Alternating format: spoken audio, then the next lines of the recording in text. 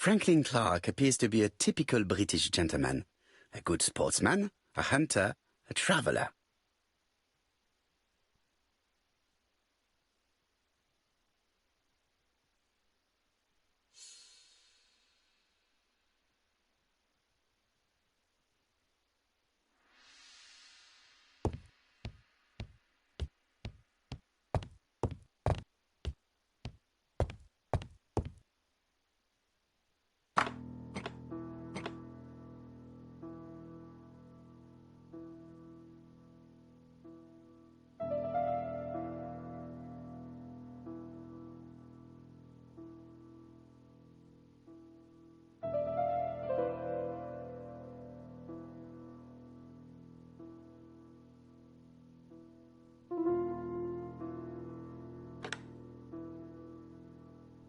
I think the signet ring should be placed here.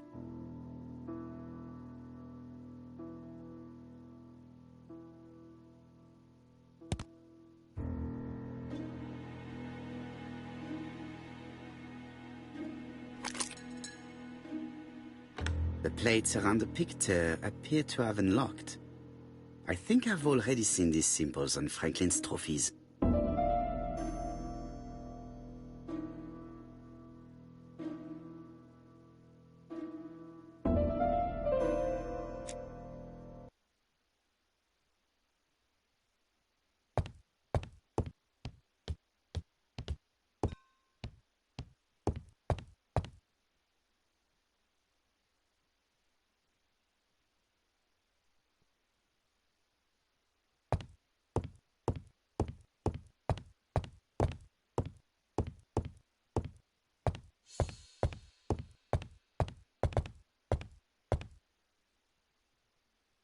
Franklin Clark appears to be a typical British gentleman, a good sportsman, a hunter, a traveller.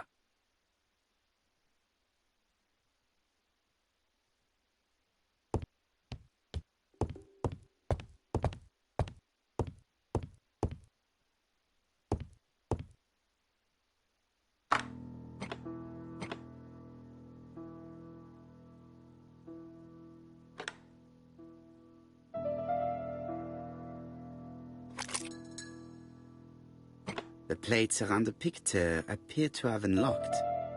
I think I've already seen these symbols on Franklin's trophies.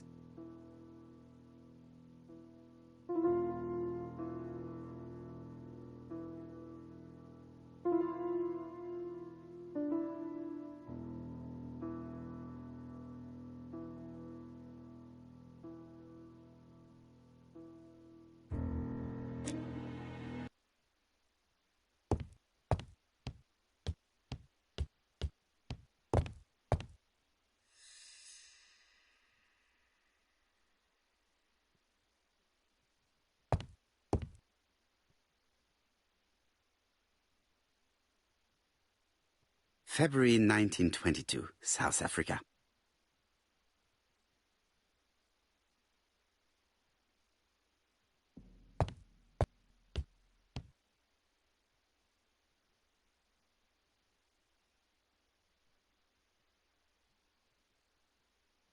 July 1920, Alaska.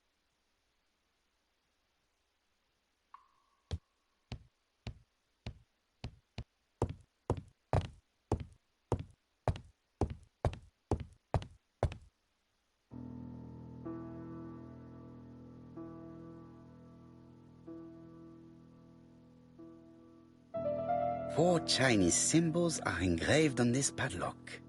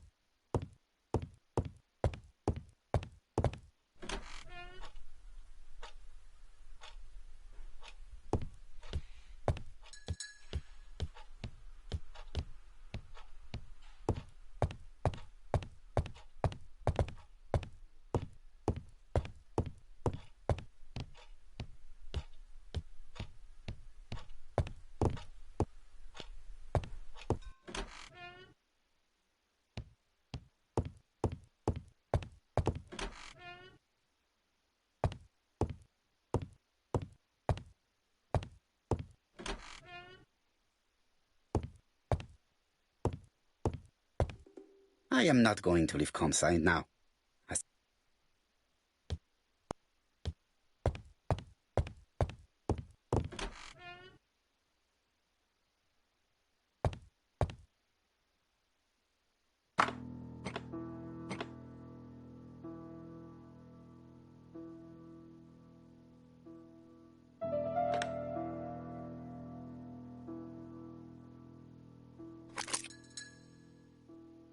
The plates around the picture appear to have unlocked. I think I've already seen these symbols on Franklin's trophies.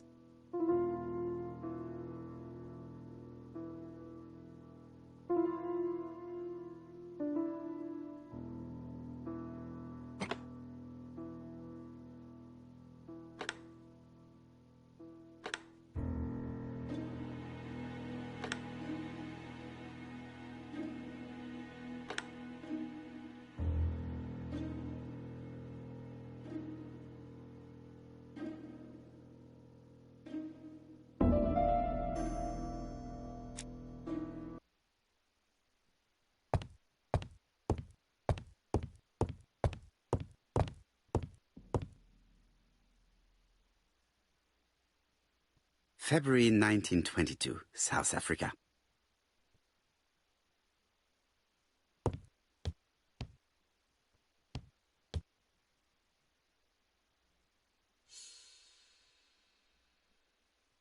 July 1920, Alaska Peninsula.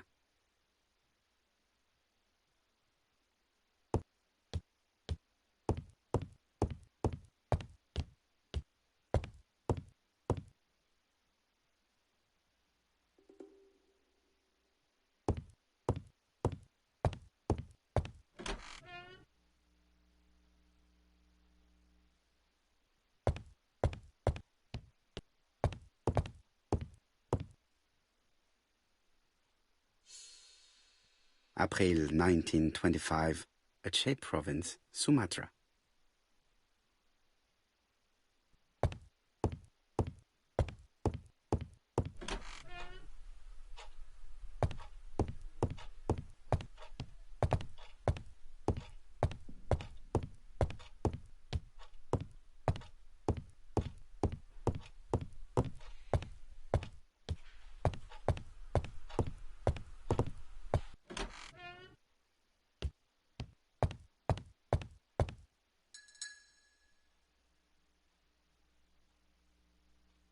April 1925, Aceh Province, Sumatra.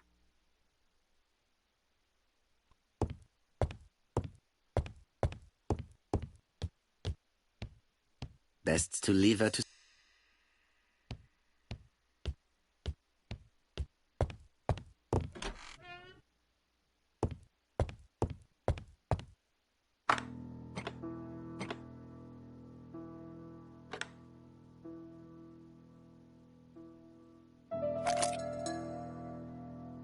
The plates around the picture appear to have unlocked. I think I've already seen these symbols on Franklin's trophies.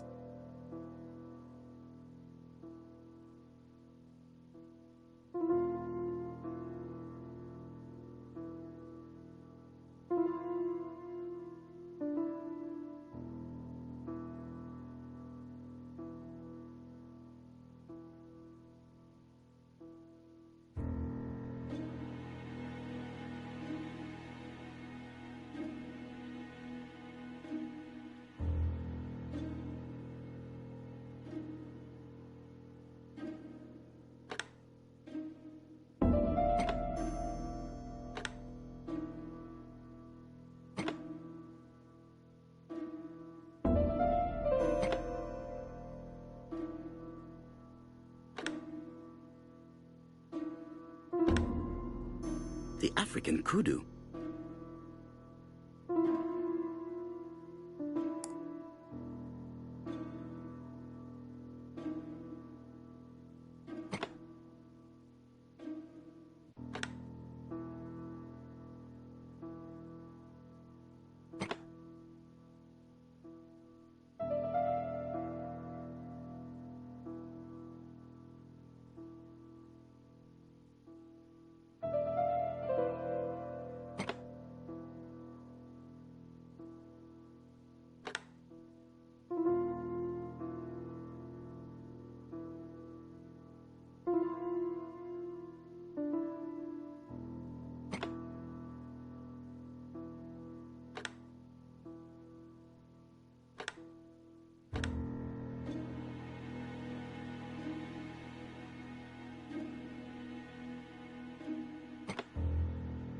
the Lion of Sumatra.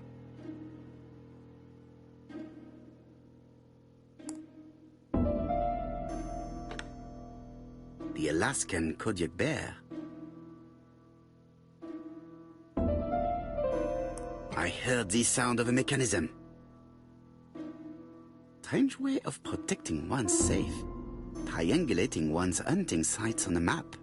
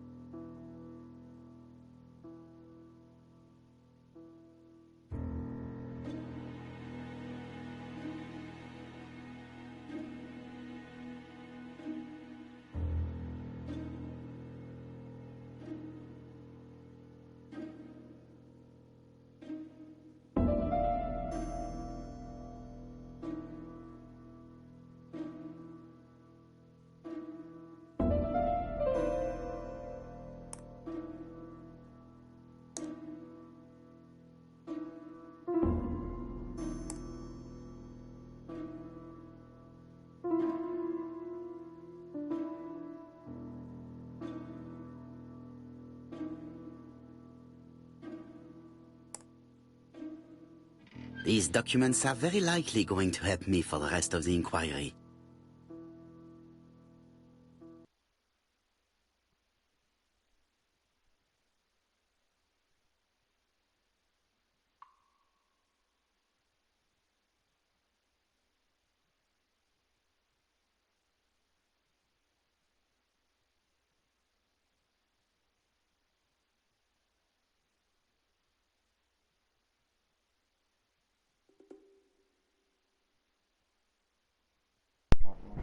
Hello, A everybody. dozen gold sovereigns. Some shares for the Southern Railway and some treasury bills. This is Sorry, not guys. worth much. Hardly enough to just... I know, but I had it on mute and didn't realize it. Sir Carmichael Clark, Campsite Churston, Devon. To Mr. Didn't realize Franklin I was Clark, on mute Peninsula on my Hotel, headset. Salisbury Road, Tsim Sha Tsui, Kowloon, Hong Kong. Campsite, 1935, January the 12th. Hi. Dear Franklin, first, I wish you a good start to a successful new year. I have didn't received your realize my letter headset dated was on December mute. 10th. Oops. Thanks for defending my talking interest against and- Wang, this robber. Yeah, Things could have okay. got pretty bad if you weren't a real cold-blooded guy. I envy you for that. Things go on here much as usual. Charlotte is moderately free from pain. I wish one could say more. You may remember Thora Grey. She is a dear girl and a greater comfort to me that I can tell you. I should not have known what to do through this bad time but for her. She has an Everybody probably thought I exquisite was taste ignoring and them. shares my Yep. passion for Chinese art. No daughter could be a closer or more sympathetic companion. Life has been difficult, but I am glad to feel that here she has a home and true affection. You wrote me you want to stay in China for 1 more year or even longer. I don't object. The longer you stay, the more opportunities you will have to increase our collection. Nonetheless, you should know that we miss you here, and that Charlotte will be gone by the time you come back. I am, dear Franklin, your truly affectionate brother.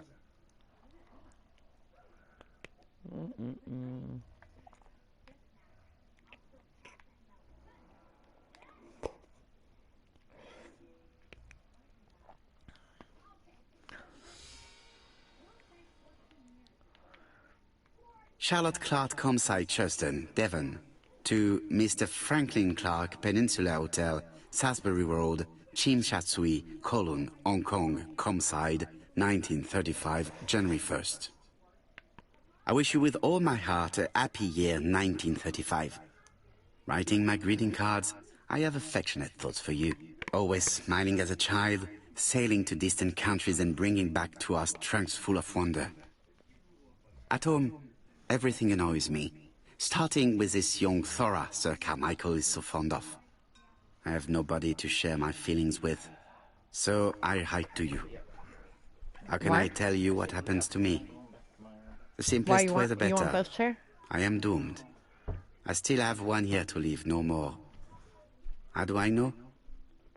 I opened the secret drawer of Carmichael and read a letter not addressed to me. In this letter, Dr. Logan tells my husband in the most direct way the truth he conceals from me. So, I know. But my husband doesn't know I know. Spot, no. Please don't tell him. And if he shares the truth with you, act as you are surprised. Carl will probably speak in his usual convoluted way, but I wanted to be the first to announce it to you. It does matter to me that you are aware of what happens in Comside. Warm regards, Charlotte.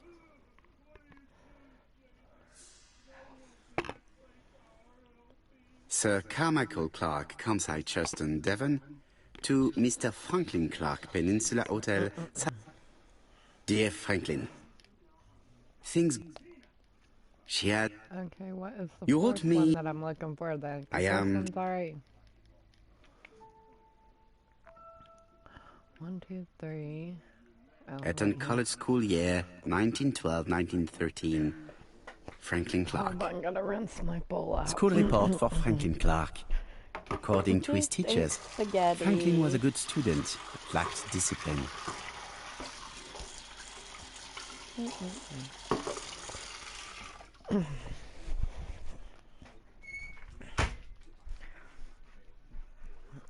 Okay, why did it go out of it?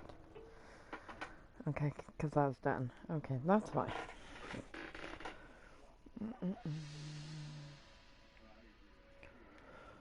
Okay, what does it tell me to do now?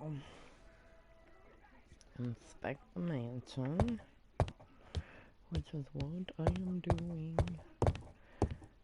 This, I don't know about.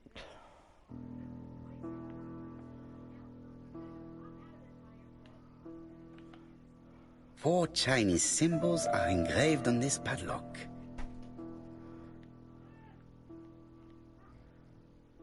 Yeah, we had spaghetti and homemade garlic bread. I don't know what this one is.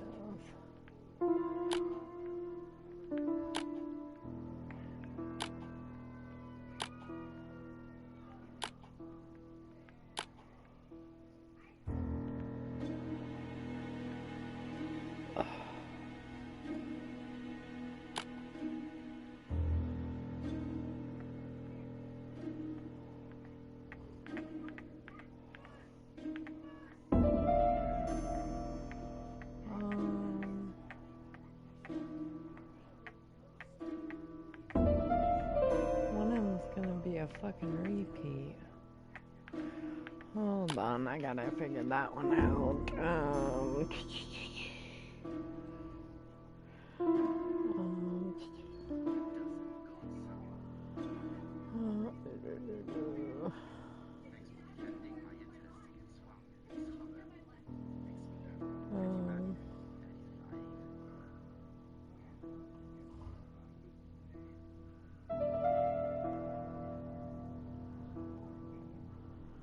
What the hell? That is not even where I'm at.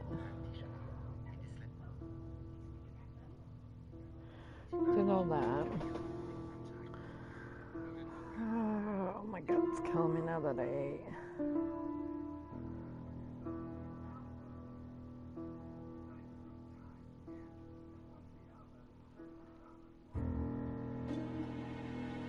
Oh, that's because it's right there. Hold on.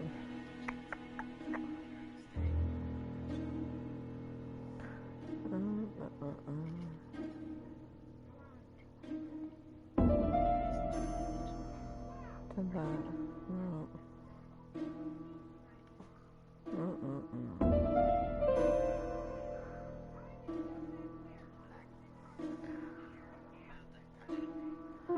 I did that.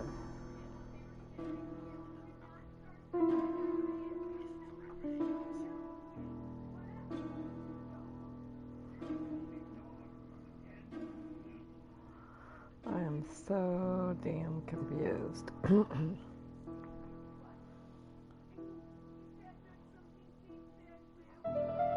that. Hold on.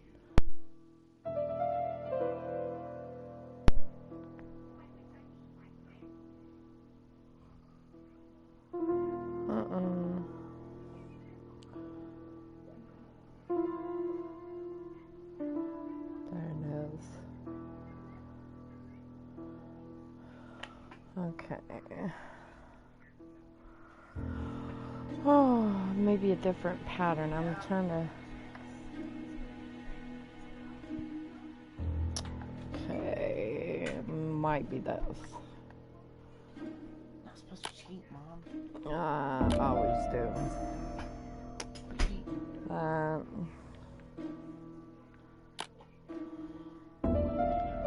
you on for me if you're doing that? Because I couldn't figure it out.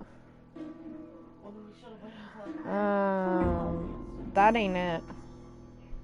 Probably because you're gonna do something else before you use it. I won't manage to do it randomly. Should I look at the rest of the facade, maybe? I don't know what the fuck. Look at the sides, I guess, of it.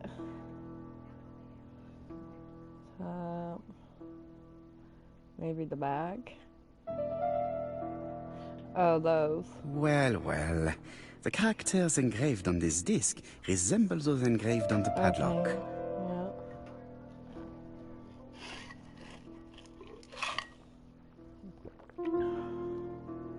There's one in the middle.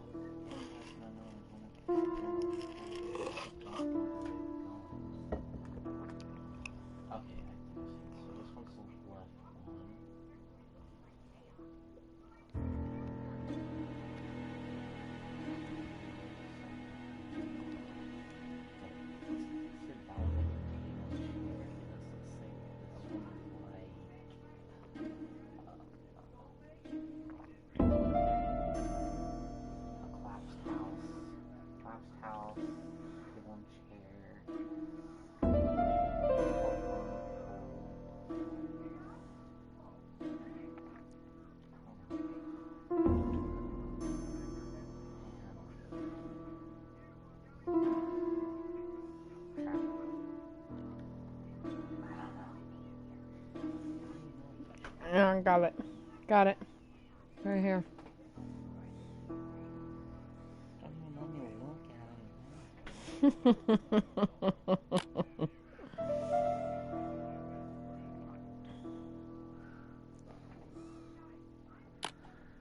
at it. No. The second one's wrong. Shush. Here, help.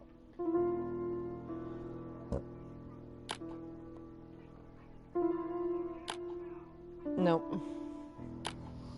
Give it here, I'll do it. No. Shut up. It's right there. I'm gonna tape your mouth shut. That one, nope. Go in a circle. That one. Nope, they don't want to go in a circle again. You just keep saying that one.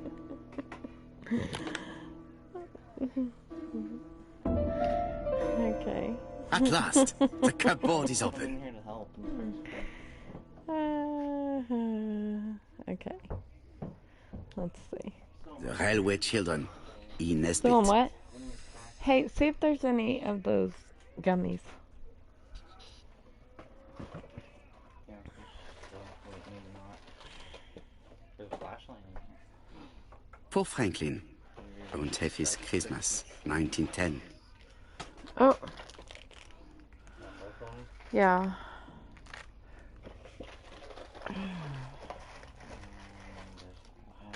Okay.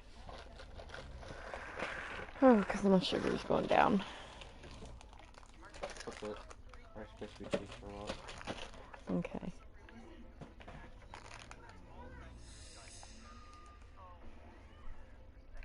Traveling in China, a practical guide for English travelers. What? I said, since you're using the walkthrough, don't holler for me.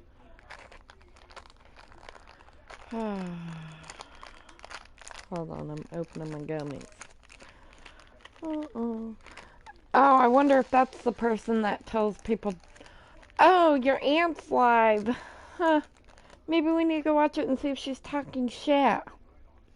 If it is, get the fuck out of here.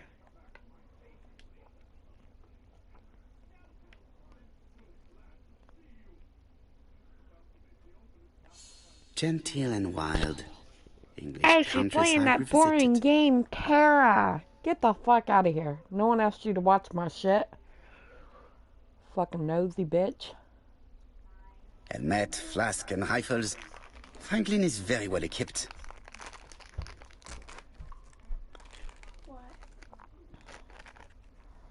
Talking about someone that talks shit. Hold on.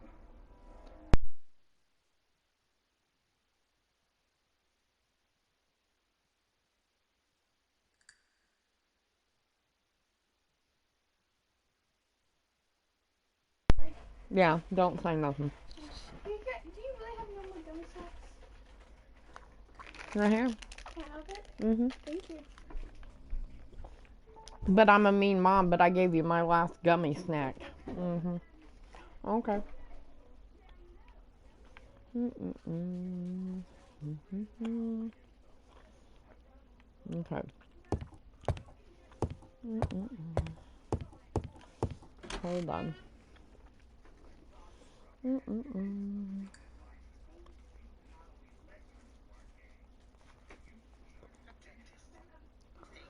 Mm.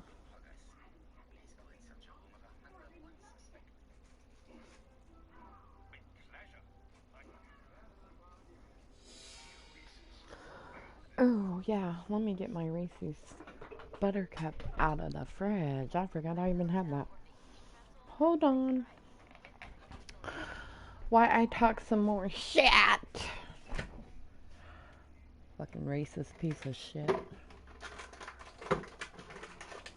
Get the fuck out of my live stream. We don't like you. Okay, so that's... Where the hell's that? Okay. Let me see if it's in here. Oh yeah, it is. Okay, hold on. I know. But someone thinks it's a stupid game, but why the fuck you over here watching my fucking live stream, bitch? If you don't like me, get the fuck up out of here. The door is locked. Sir Carmichael's collection could rival that of a major museum.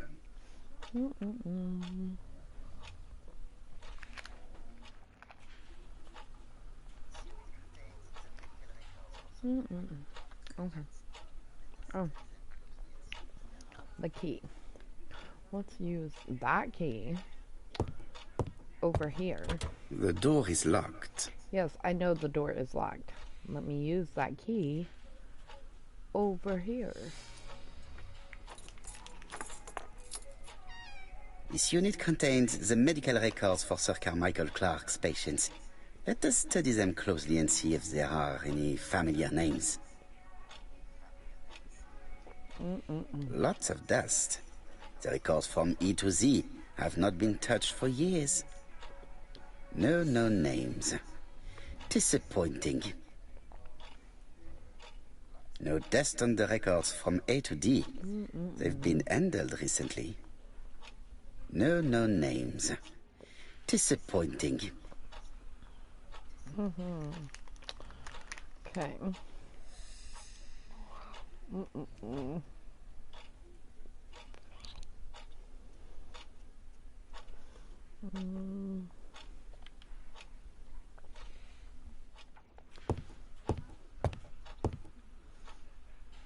I see some Okay, papers so- that were not there the first time I visited.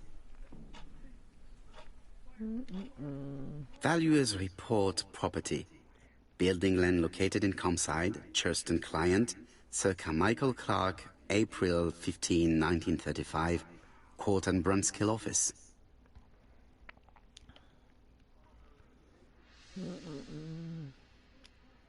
Court and Brunskill. The name is familiar. Is that not the name of the firm Donald Fraser works for?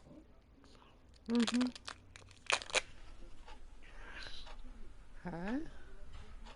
These daggers are only ceremonial weapons.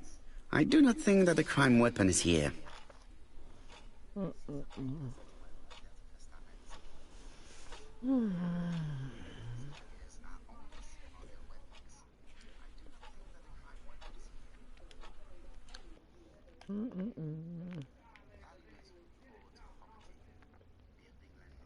Ernest Logan, MD, Brighton Cancer Institute, 201 Dusk Road, Brighton, Sussex.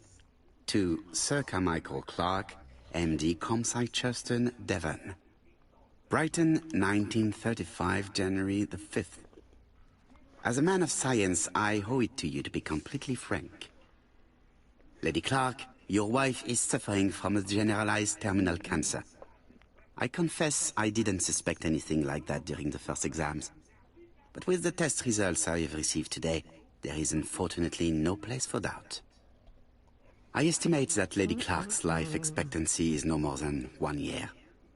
Hospitalization would not help in her case, so I advise you to keep her at home and provide her with as much morphine as required to ease her last moments. Yours sincerely, Ernest Logan.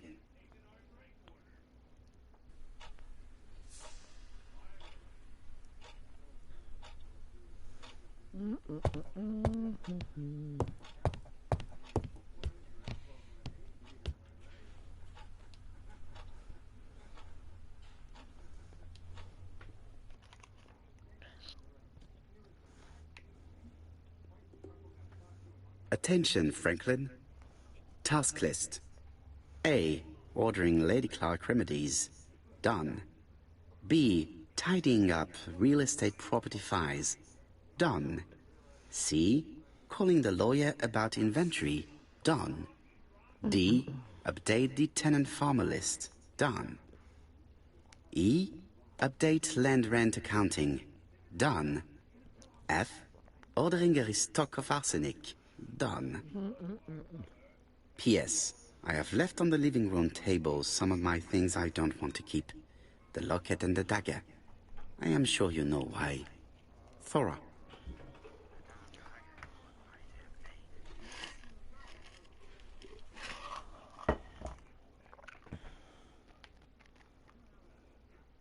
A dark dragon for a bright-haired maid. C.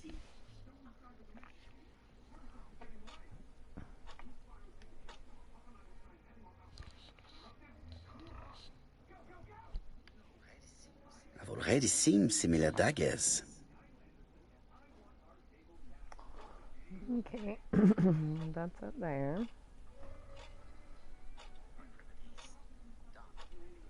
Let's see here.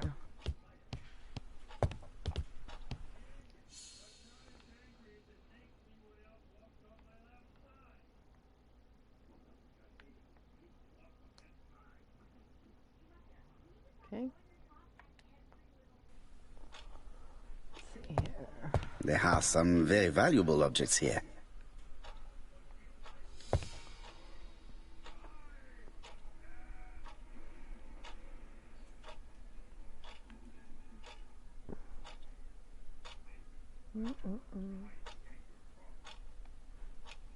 Traditional Chinese map. Facsimile. South is on the top of the map. What?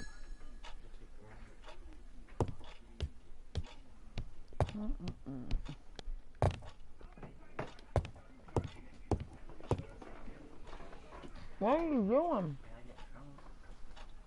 Crawl at the end of the bed.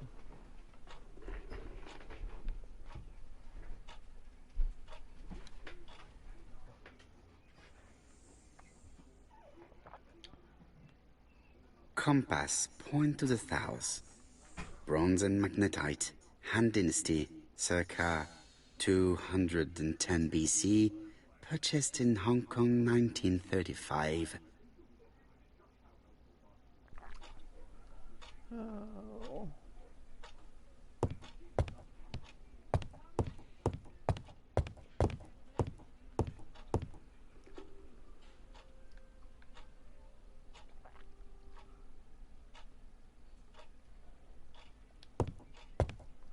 Pretty sure I did that.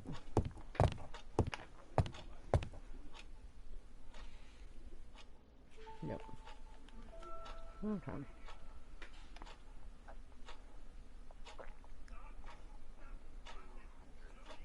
Did that.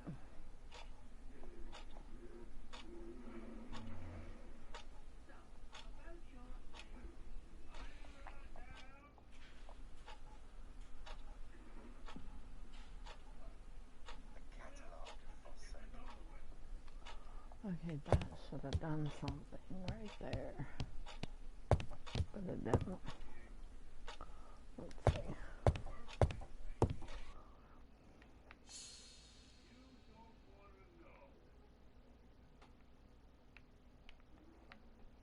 ComSite's private collection. Purchases since 1920.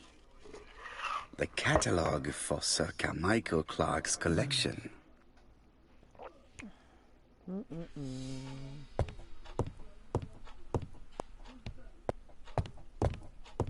Order and method above all.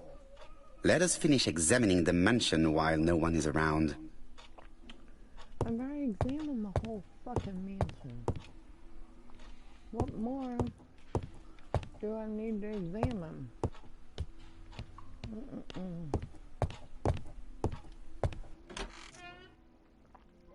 Okay, Panko. Let's see what this is. I've finished with this subject. See?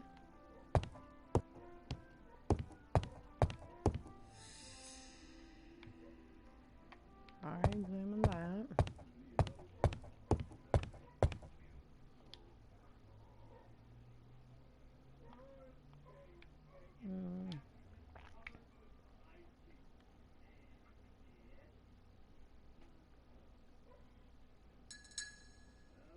Miss Thorogray, ComSite, Justin, Devon.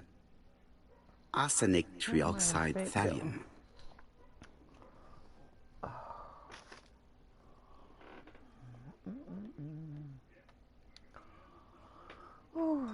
What's over here?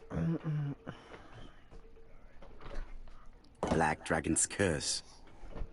To Franklin, who will never grow up. January 25, 1928. Car Charlotte.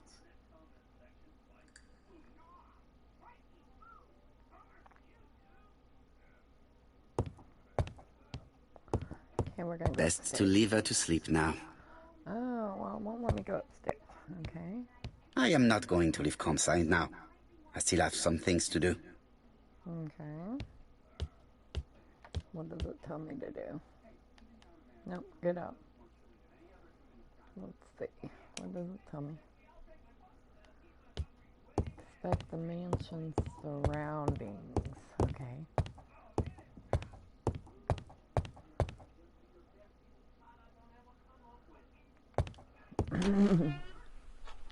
I know, Pinka, it's a rough time right now. Who tried to call me? Someone just tried to call. Hold on. Let me see. Oh.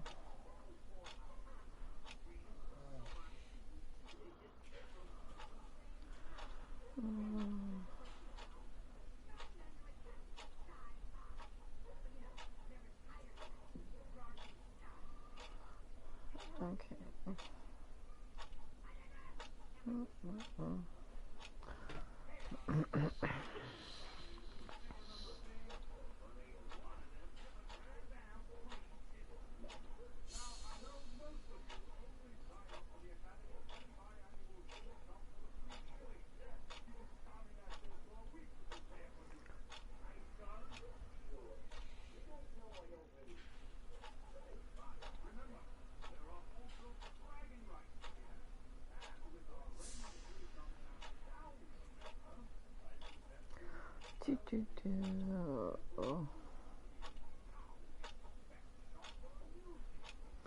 Okay. Out the door. Come on. Out the door. Thank you. Got people blowing up my phone. Where is the horrible smell of carrion coming from?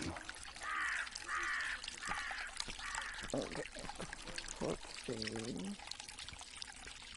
I want to check my surroundings around the mansion. Something makes me feel uncomfortable. Why are you feeling uncomfortable? Just keep walking.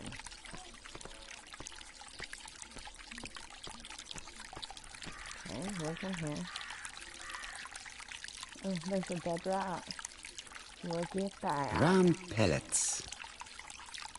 Revolting. Brown pellets.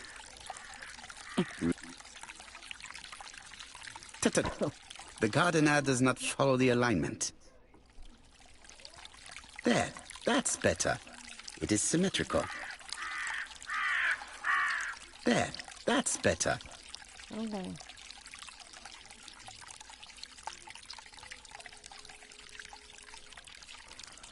And the last one. Oh, that was it. Okay. It doesn't say to do now. Oh, just inspect the surroundings, which is what I'm doing.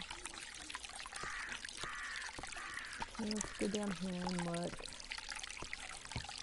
in this area. Looks like a little maze. Okay. This fountain makes a very relaxing sound. This fountain makes a very relaxing sound. Relaxing sound. Okay. Let's see what's over here.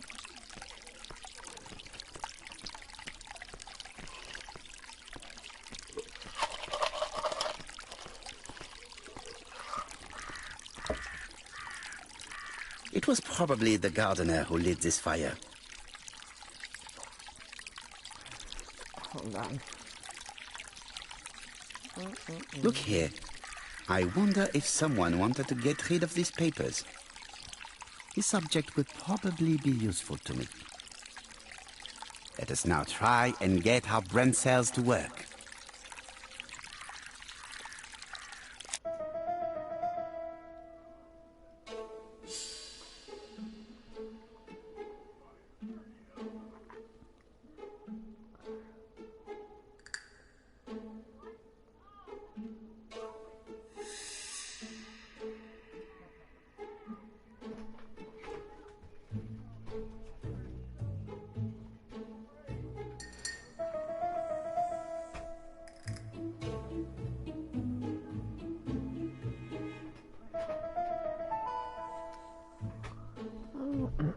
Okay.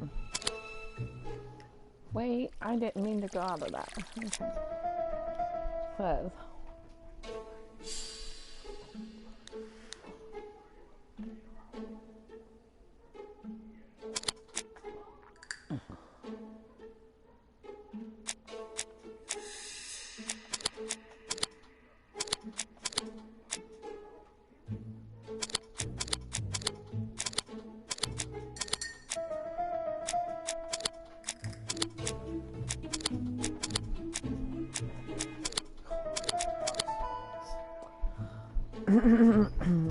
Yep. Everything that Thorgray has left behind comes from Sir Carmichael's collection. Apparently He it's most not probably reminded gets them do to her. that tomorrow. Let us now try and get how Brent said.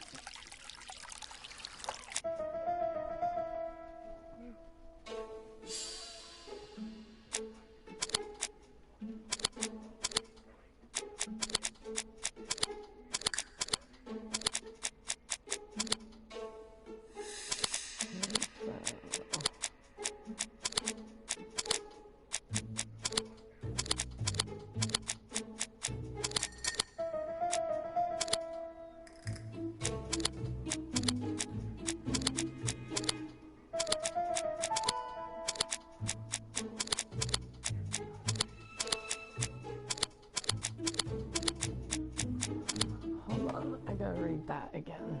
Is she a poisoner? Hold on. Trying to answer my phone.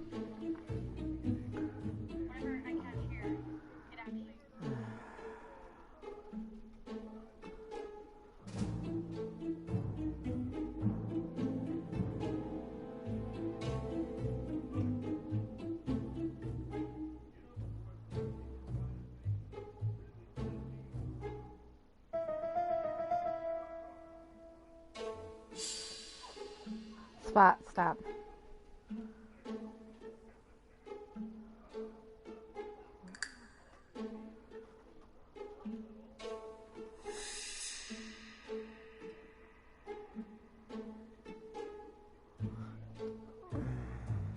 Okay.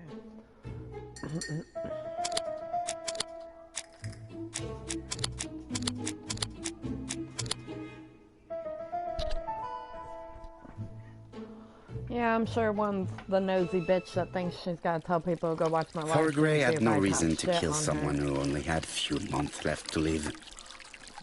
The poison she ordered was for rats. The gardener must have made good use of it, considering the stinking remains on the path, not far from the property. I've finished here. I must put the skeleton key back and inform Hastings that I'm returning to London.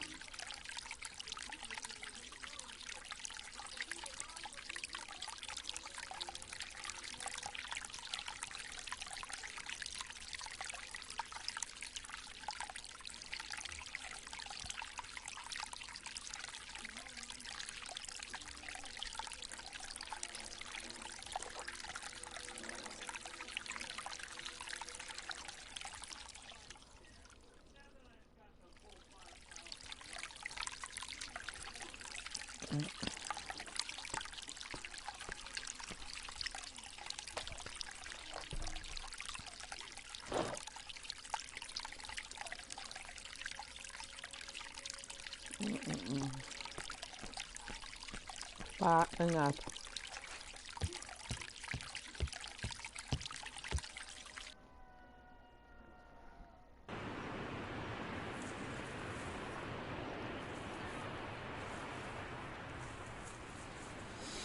Okay, looks like where he was killed, so...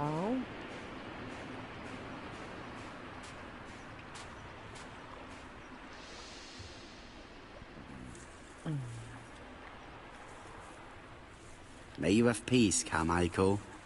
Charlotte.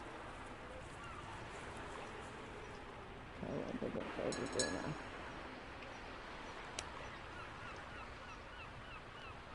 Telephone, please.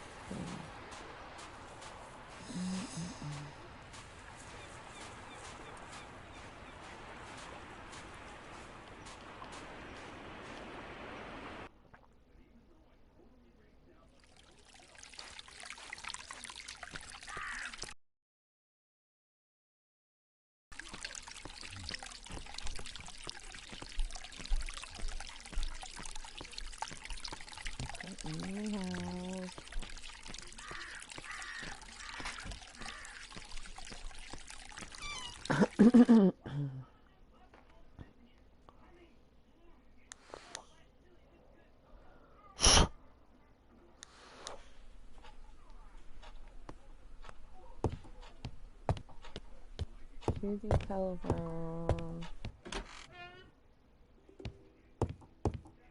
I must put the skeleton key back and inform Hastings that I'm returning to London.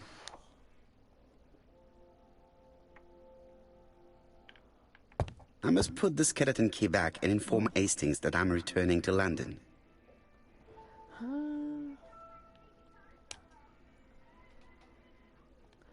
Put the skeleton key. Oh, gotta put it back over here where I got it from. Okay. Gotcha. Put the key back in. April 1925, Aceh province, Sumatra. How do I put the key back, though? Here. There we go.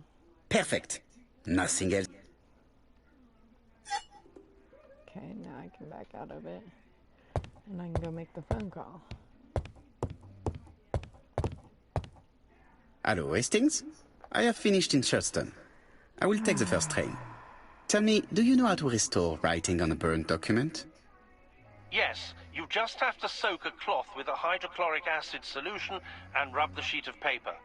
Then the characters appear. Bien. You have been of great assistance, Hastings.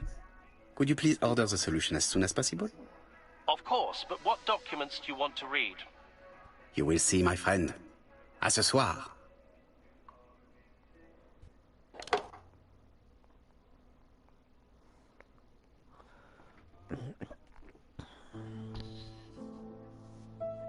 Donald Fraser is here. He insisted on waiting to see you.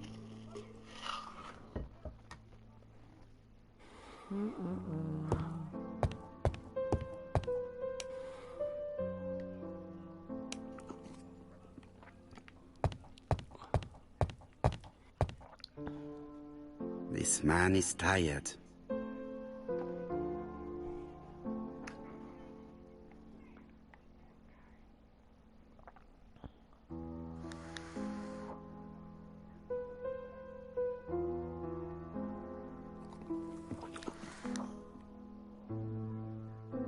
Donald is short of sleep, and it looks as if he didn't even bother to undress before going to bed.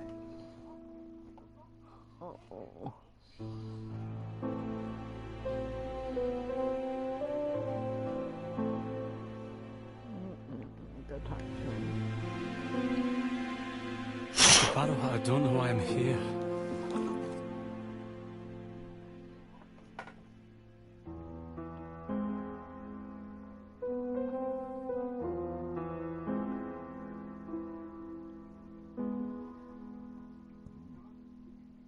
You wanted to talk, and you came to find the only man capable of hearing you. Mr. Poirot, since Betty's death, I've doubts about myself. I don't know what to do. And I keep having a horrible dream 3 nights in a row.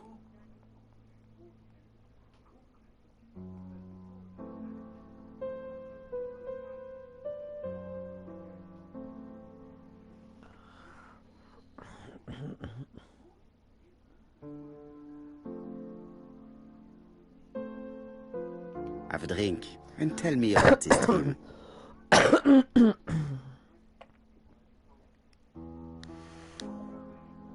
It's always the same. I'm on the beach with Betty. I grab her around the throat, and I squeeze, and squeeze until she's dead. Her head falls back, and I see that it's no longer Betty. It's Megan's face. Have you seen Megan Barnard recently? Yes, our grief has brought us together. I never really knew her before. She's really quite a remarkable girl. But I would never tell her about my dream. Why not? Is it her you are attacking in your dream? No, it's Betty. And once Betty is dead, it's Megan's face that appears in its place. Very interesting. Let us now try and get our brain cells to work.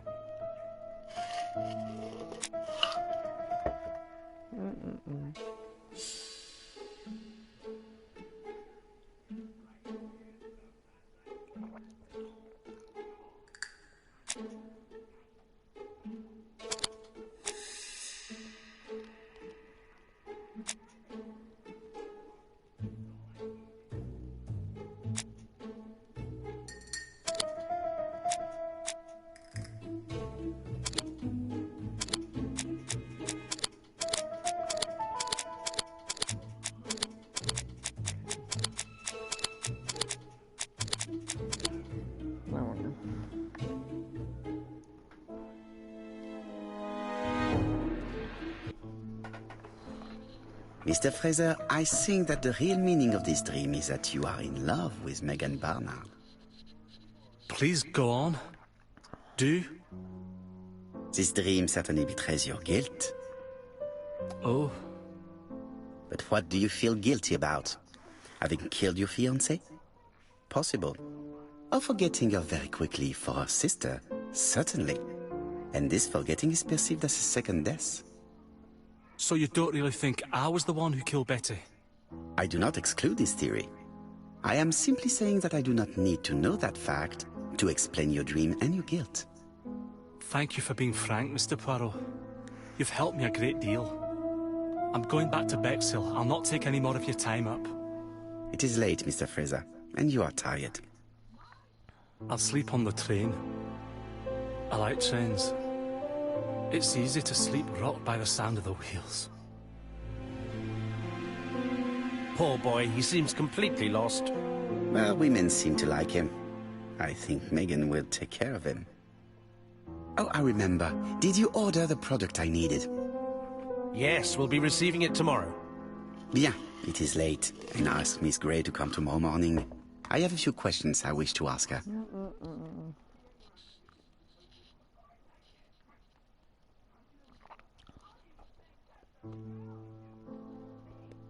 Mademoiselle, I asked you here in order to answer a very important question.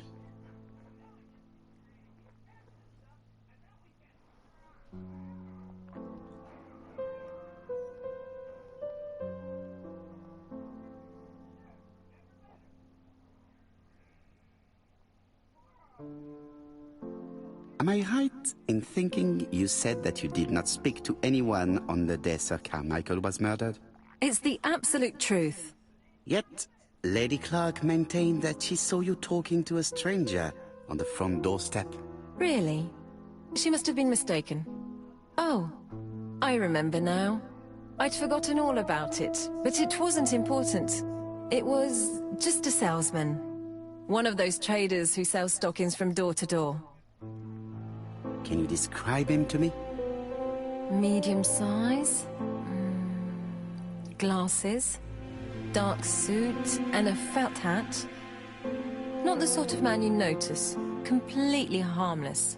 That's why I forgot all about him. Nothing else? He was very hesitant and shy.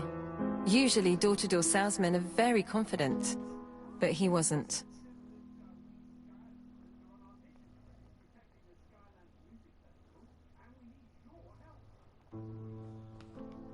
Okay.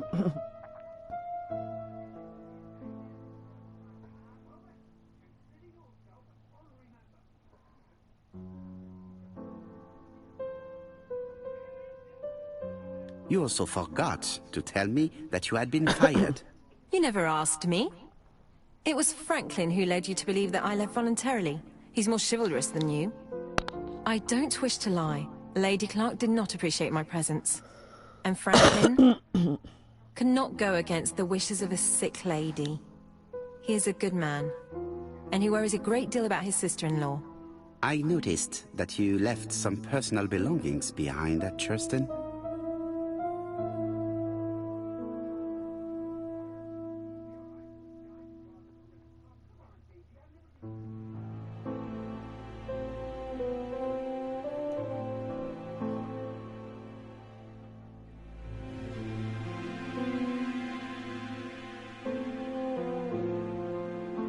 Are you planning on returning to Churston?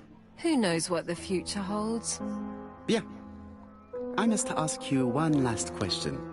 Please reply frankly with either yes or no. If Lady Clark had died, would you have agreed to marry Sir Carmichael if he'd asked you? How dare you ask such a question? Sir Carmichael treated me just like his daughter. And all that I ever felt him was affection and gratitude, nothing else. Thank you, mademoiselle. I will not keep you any longer.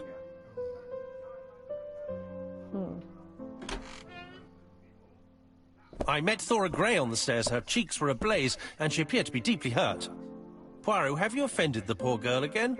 Do you have good reasons for accusing her? I accused her of nothing, Hastings. I simply asked her an important question she did not answer. Let us see if we can answer it for her. Let us now try and get our brain cells to work. Okay.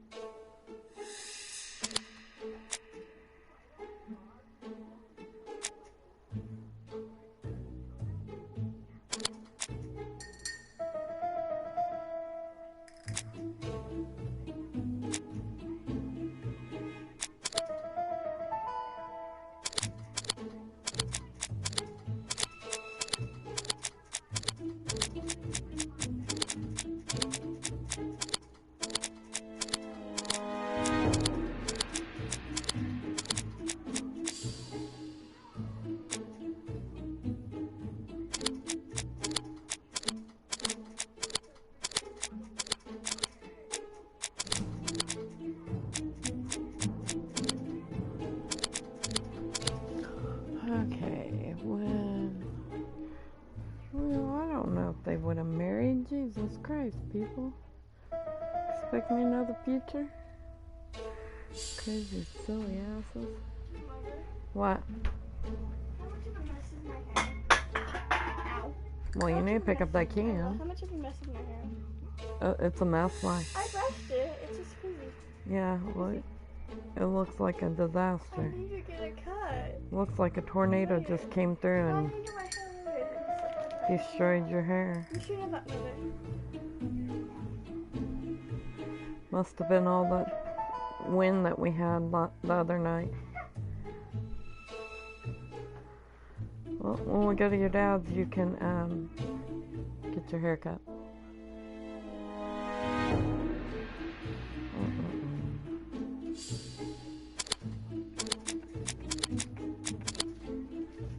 Hold on.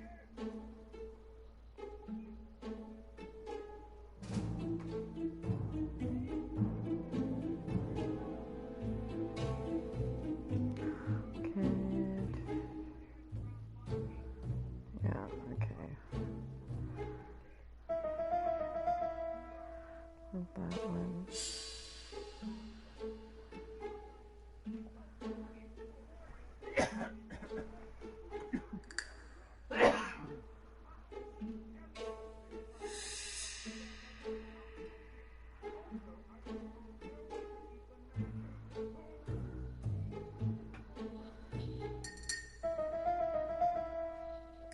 Hold up.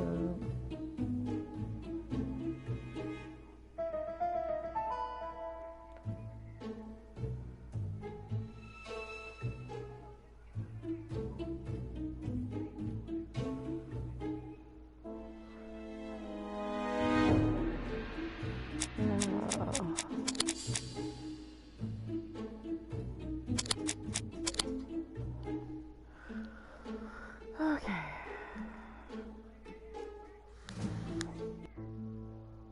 You must know how to read between the lines, Hastings. When Sir Carmichael refers to paternal affection, he's lying to himself. Read this engraving on the brooch. A dark dragon for an angel with glossy hair. These are the words of a lover, not a father. Lady Clark was not wrong. What if Sir Carmichael had fallen in love with his secretary? That doesn't mean that she forced him to do so. True, there are extenuating circumstances. She is a penniless orphan. But she's calculating. Just look how she avoided it when asked if she would have married Clark. I see. You think she seduced Sir Carmichael for her own gain, and that now she is doing the same with his brother. Poirot, your world is a very dark place. Do not get carried away, mon ami. We have another more important matter to settle. Really? Yes, would you believe that Miss Grey taught me something new? Let us now try and get our brain cells to work.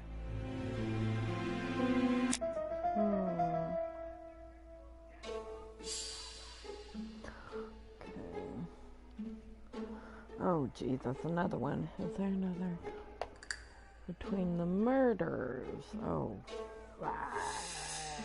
Let me think.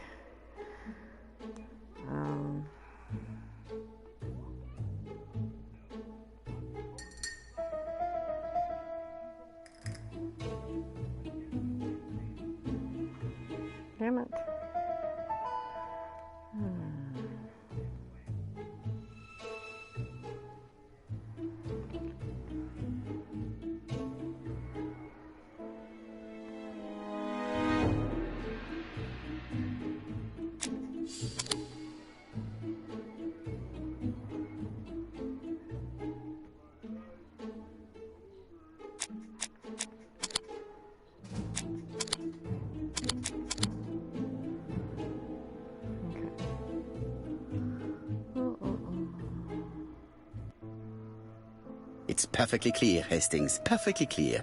Indeed, a stocking seller visited Andover, Bexhill, and Churston on the day of each murder. We have our suspect. This should be of interest, Job.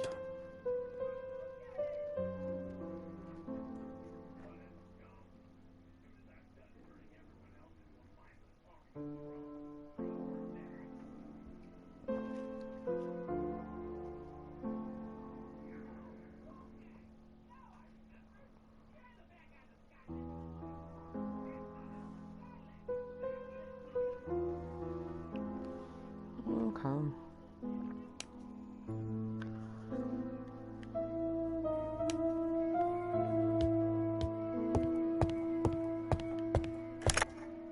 Chief Inspector, we are looking for a stocking salesman.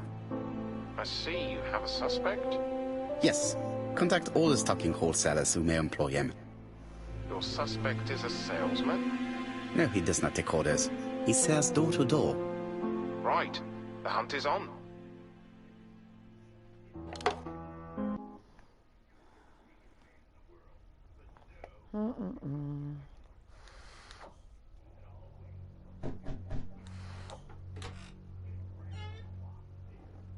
Are you leaving, Mr. Cust? Yes, I'm going to Cheltenham. You shouldn't travel today. You don't look very well. I have to. I have engagements. I must respect them.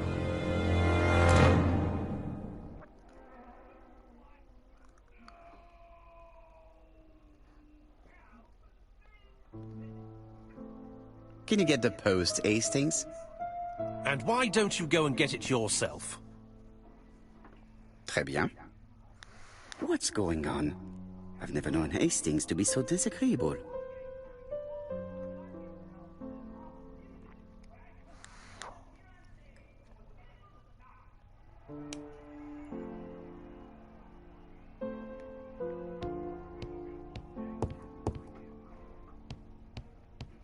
Are you collecting the post, Poirot?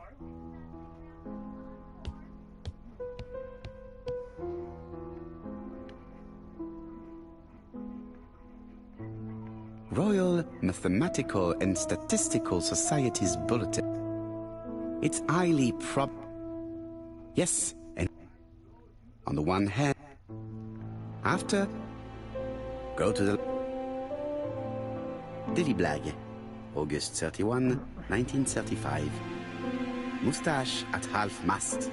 Poirot's repeated failure in ABC case. Sometimes, small things. 3 mornings in a row, he confided. This apparent... Poirot, I assure you I haven't said any such thing to the journalists. They twist everything.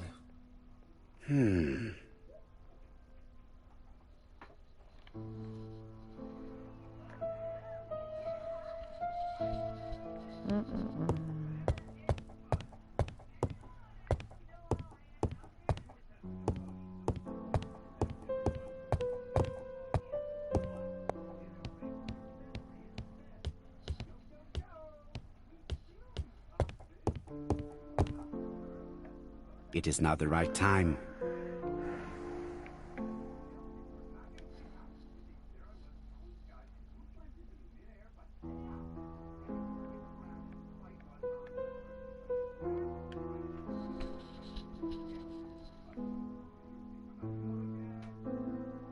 Poor Mr. Poirot.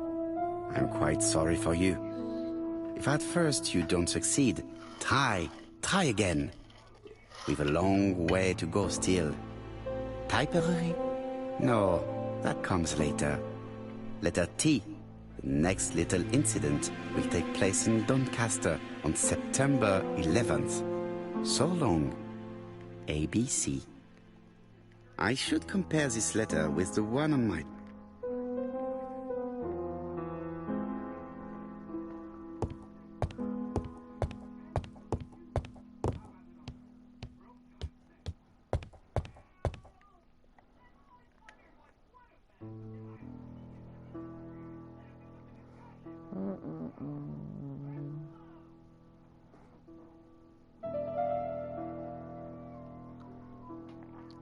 Let us examine this more closely.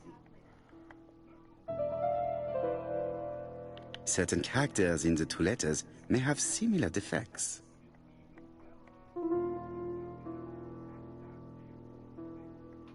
Yes, this I is weird.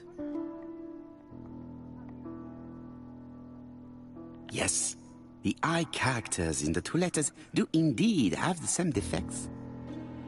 I have to find some other similar defects to confirm my theory.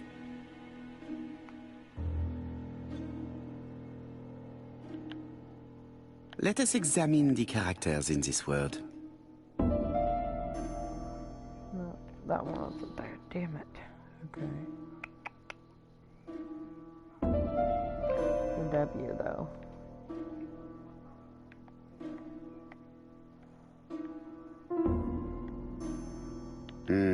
The W is not printed properly.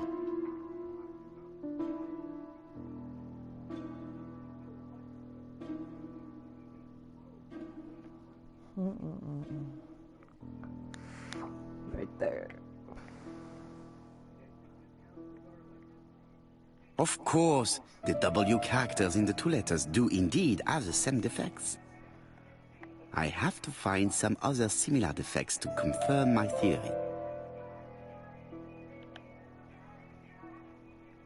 Yes, the A appears to be quite unusual. That's right. The A characters in the two letters do indeed have the same defects. My theory was right. These two letters were written with the same typewriter. Hastings, he strikes tomorrow. Chief Inspector Japp? He's on another line. Can I take a message? Yes, please, mademoiselle.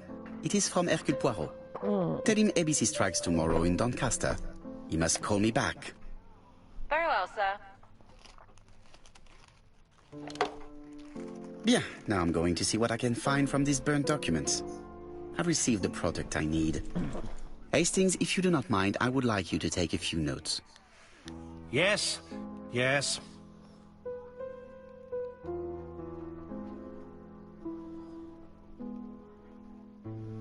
Okay, what does it say to do?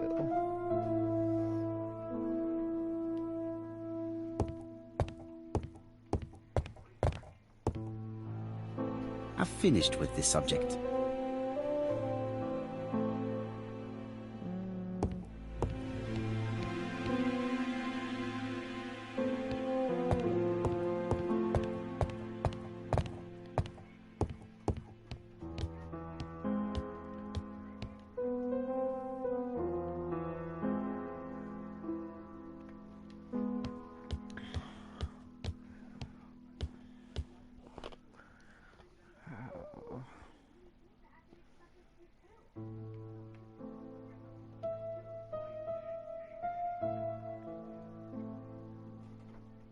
Churston, Devon, population 500.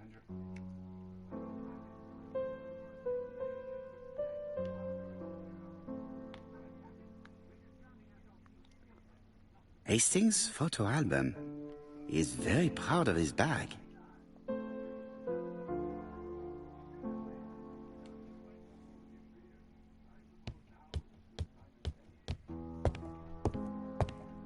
So, how are you getting on?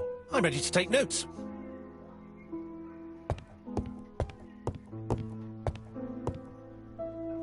Now, down to work. What of this needs putting in order a little?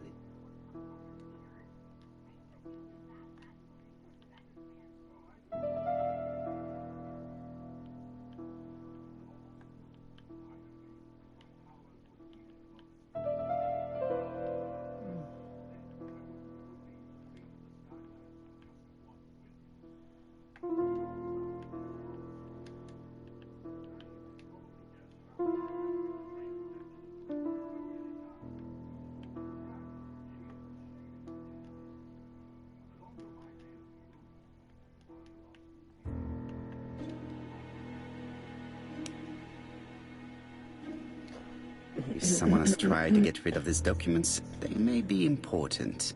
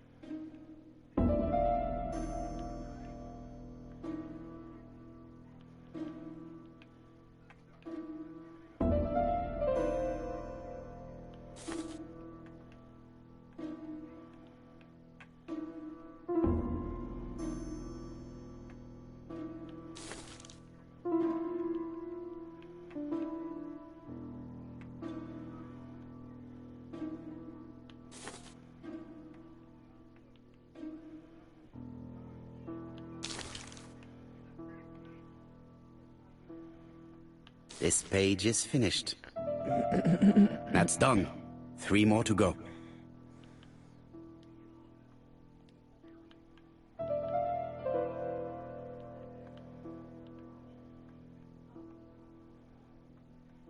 This does not look too difficult.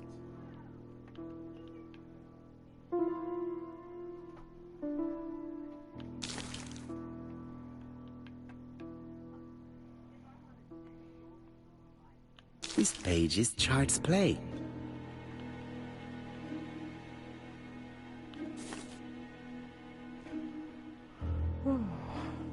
This page is finished. And that's 2 done. It's easier than...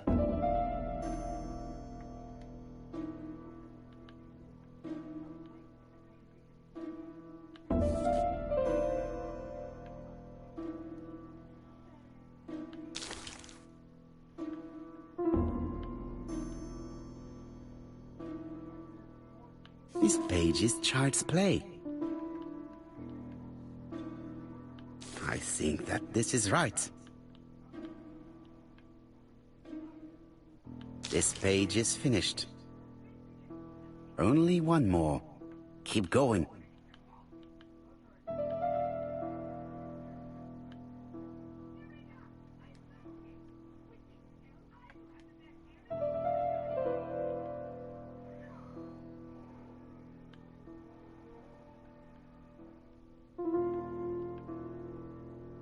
This piece should be placed here.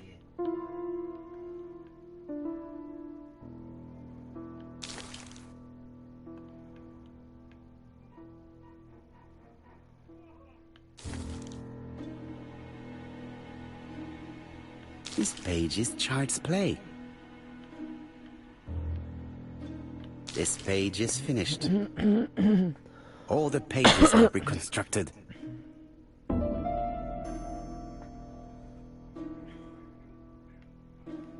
A dry cloth.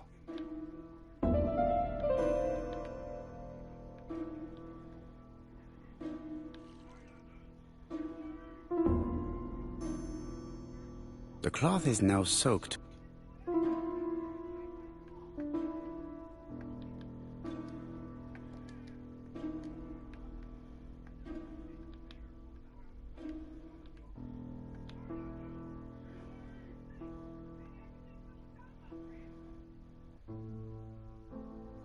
Got it!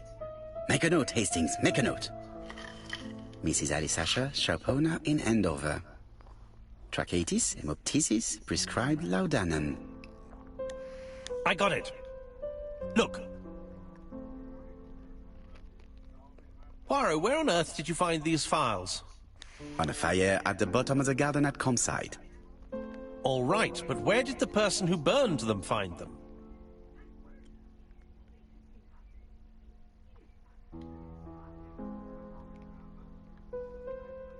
Alice Asher, shopkeeper in Andover.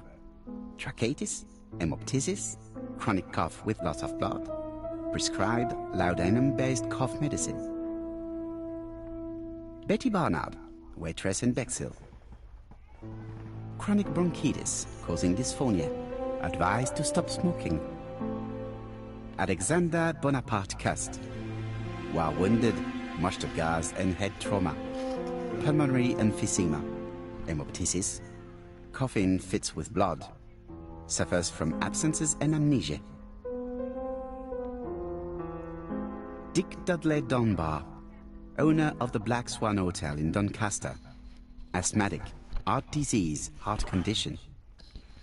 Let us now try and get our brain cells to work.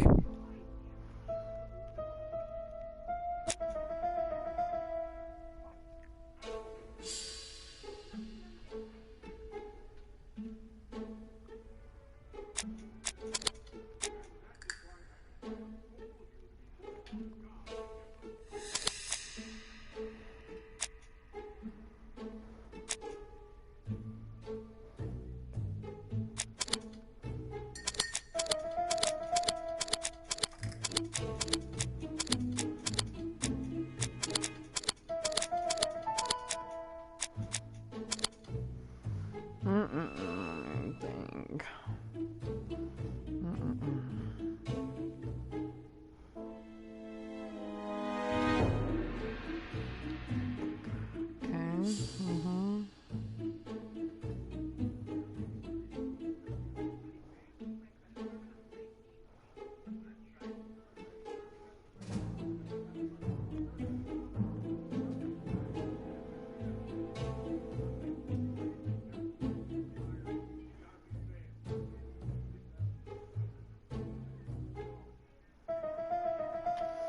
Okay. Okay.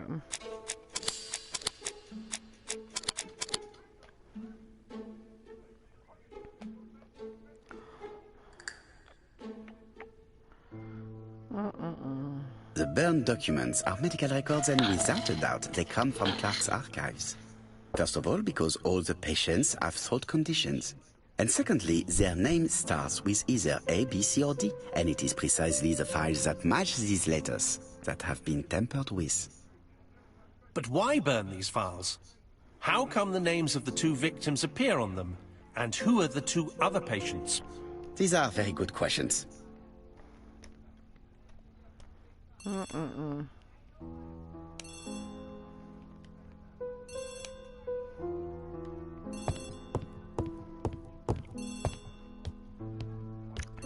the telephone. Hello, Poirot? Any news, Chief Inspector? You wanted a stocking seller? We have one. Reported by his landlady, who thought he was behaving suspiciously. He has the most unbelievable name.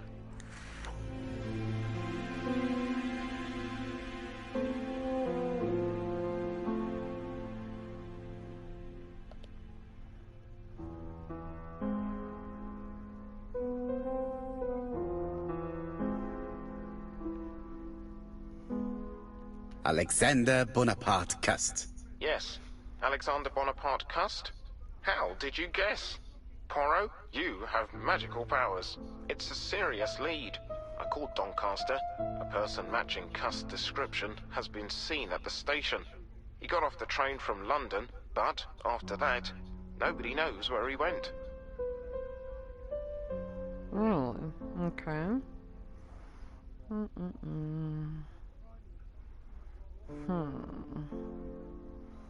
First, second. Let's see. Look for him at the Black Swan Hotel. What? How do you know he's there? Trust me, Chief Inspector. You appear to be very sure of yourself. Very well. I'll call the Black Swan straight away. The owner is going to get a shock when he learns that there's a murderer under his roof. Right.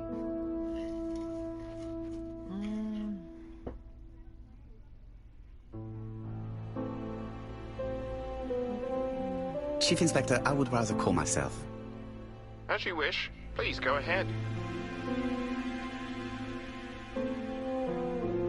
Hello, the Black Swan. Hercule Poirot here. May I speak to the owner? Speaking. Dick Dudley Dunbar. How can I help you? Is there Mr. Cust among your guests? He arrived today. Shall I call him for you? No, it is you I wish to speak with. But who is this Cust?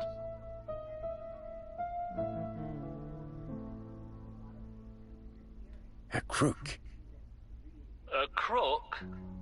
He seems such a decent chap. Do you think that Cust might be dangerous? Oh, I do hope you're wrong. He seems so harmless, you know. Oh, yes, completely harmless. We must not overestimate the danger. After all, we are not absolutely sure he is guilty. What should I do?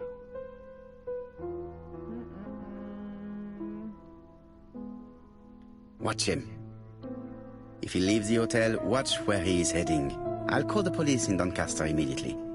When they arrive, keep out of the way. Oh, indeed. I shall keep out of the way. I have a bad heart, you see, and a big shot could kill me. Thank you for having warned me. Hello, Poirot. We have some good news. The police in Doncaster have caught our man at the Black Swan Hotel. They're sending him here by train. While we're waiting to question Cust, we could search his room in London. Where does he live? The Marbury Guest House. I'll see you there. Yes, but start without me. First of all, I have to sort out a few details for Cust's transfer. I understand. À bientôt. Hastings, we are making good progress. Please go and search the room of our #1 suspect. With pleasure. I did have a dentist appointment, but I'll cancel. The dentist. So that is why you are so nervous and bad-tempered. A visit to the dentist is never an enjoyable prospect. But an unavoidable one. Go to your appointment, Hastings. I will manage on my own.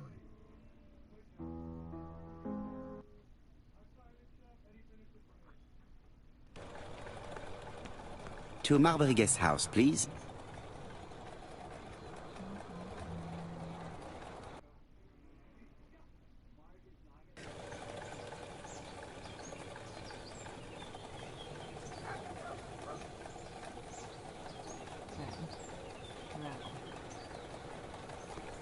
Marbury. There is a very pretty village by this name, in Cheshire.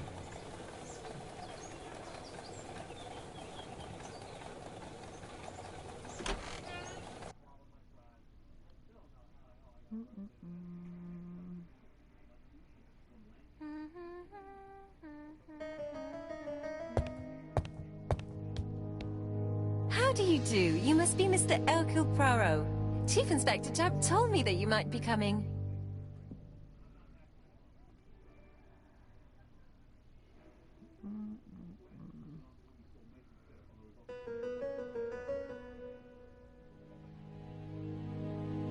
Madame, you may be of valuable help to me.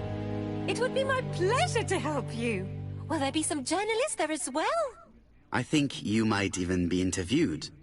You are key witness. I've suspected him for some time, but he appeared so harmless. Oh yes, sometimes he got angry and waved his arms about. But even then, he wasn't frightening. And he was as gentle as a lamb again immediately afterwards. It was only this morning that I understood. He told me he was going to Cheltenham, but my daughter saw him at Euston Station. It's not the right station. To get to Cheltenham, you have to take the train from Paddington. And what's more, Mr. Cust left behind an ABC with Doncaster underlined. As you can imagine, when I saw that, I called Scotland Yard.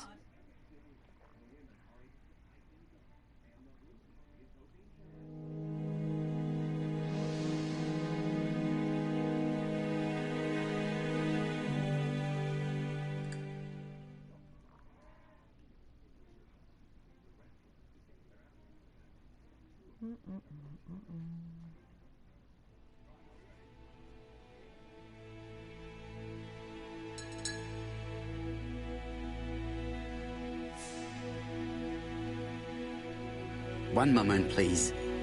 How did you know that Cust had underlined Doncaster in his railway guide? I went and had a look in his room. I see. Do you make a habit of searching through your lodger's belongings? Well, what are you going to do later? I bet you're going to poke around his room too? Tell me, did you have any other reason to suspect Mr. Cust? He's rather queer. He talks to himself, he has a bad cough. Because of the war, he says. And then he was in Churston when that millionaire got murdered. I found his train ticket when I washed his coat. He didn't want me to wash his shirt. He washed it himself. But I did see big brown stains on it.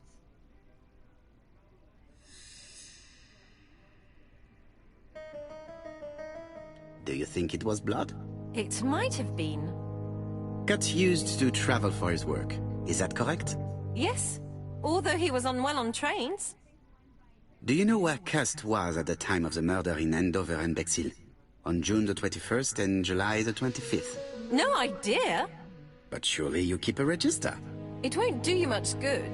Mr. Cust rents his room for the year. If he goes away for a few days, I have no reason to make a note of it. Ah! I remember one thing. Bexhill by the sea, right? Indeed. It is a large seaside resort. Well, as it happens, at the start of July, Mr. Cust asked me to repair his bathing dress. Suspicious, huh?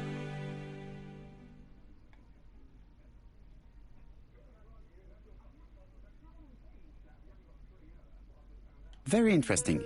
Please continue. I also forgot to say that he started buying newspapers that talked about the case.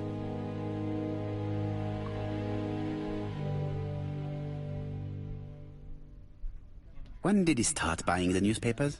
Let's see. I think it was just after the millionaire's murder in Churston. He didn't seem all that interested before that. That will be all for now. I'm going to take a look at his room. Take the key on the counter. It's like Medusa. She got two different skins. She has a snake, like, staff.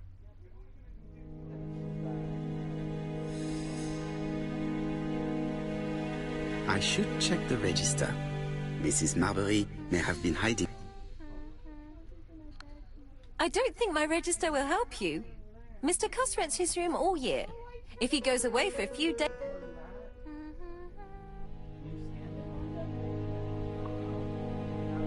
The truth is becoming apparent, and I have something to say to Mrs. Marbury.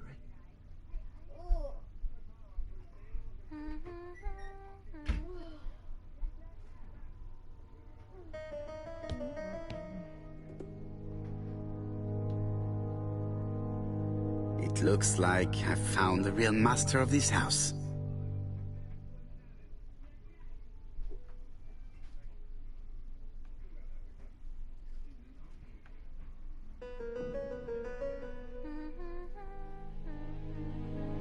There is no need to worry about the household cat.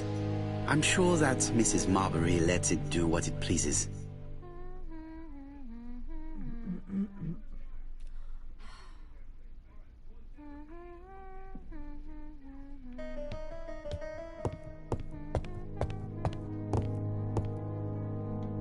It is a very beautiful piano.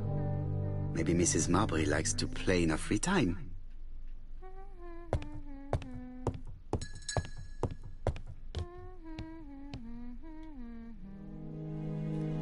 This woman appears to be in bad mood.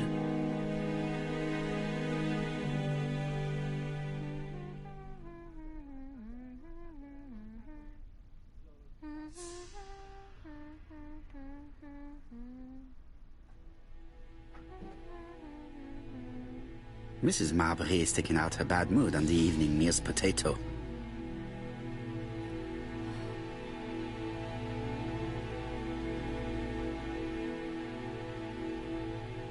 Mrs. Marbury, if I am to believe the register, you rented room 306 to a certain Mr. Fishman on the day of the Bexhill murder?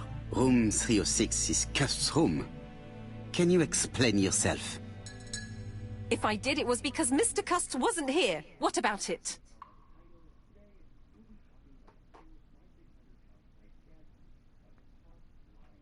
It doesn't matter, provided that you remember to change the sheets.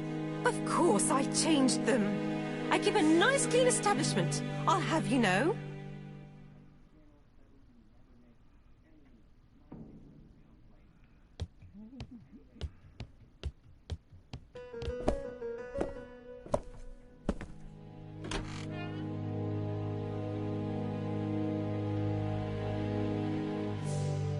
How awful. This place is a real mess.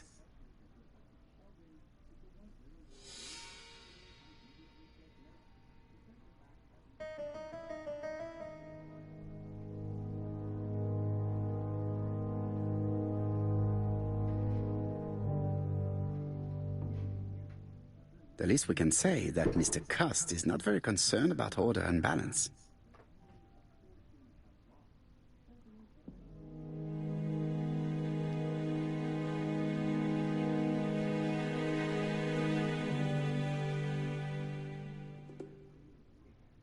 Laudanum Cameron's Chemists. Laudanum, a medicine for coughs. It is what Dr. Clark prescribed for Mrs. Asher. This subject would probably be useful to me.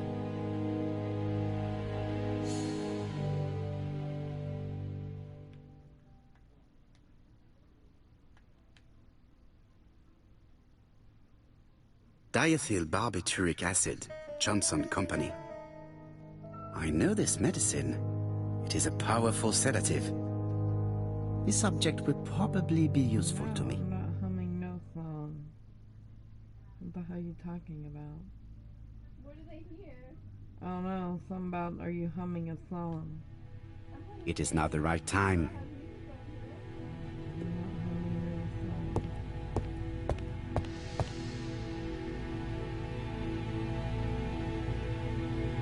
ABC guys, enough to sign about a dozen murders. It's closed. It's closed. ABC guys, enough to sign about a dozen murders.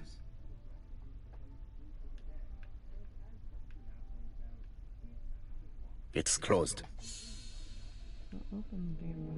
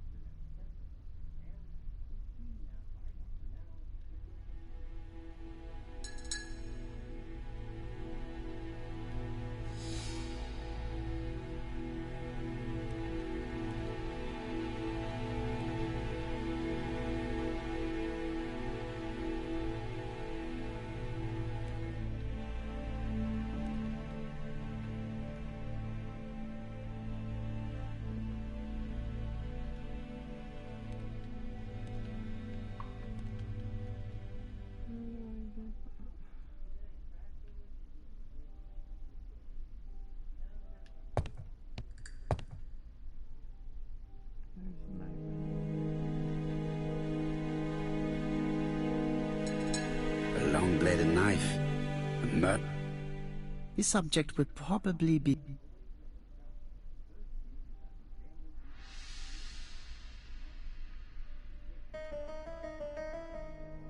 It's an ABC.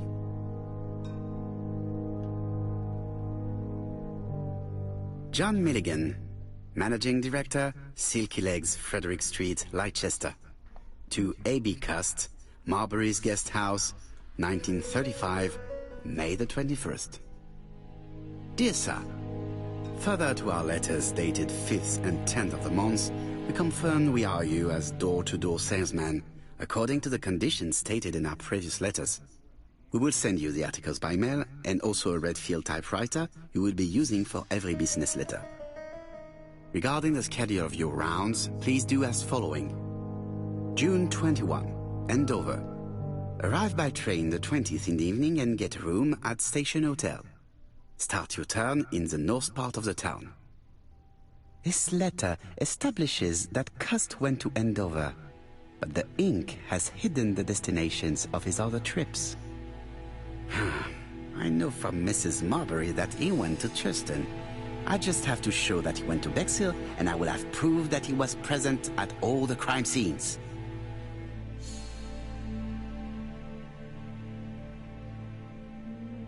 Did Cust drop it when he opened the window, or was it Mrs. Marbury while she was cleaning?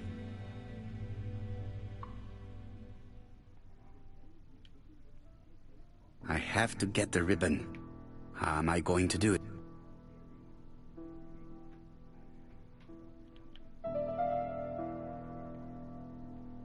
Something is blocking the ribbon.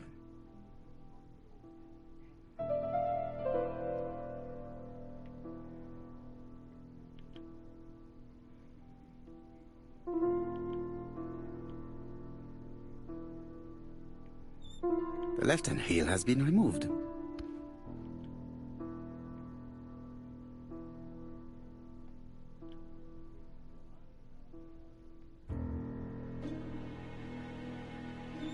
The right-hand heel has been removed.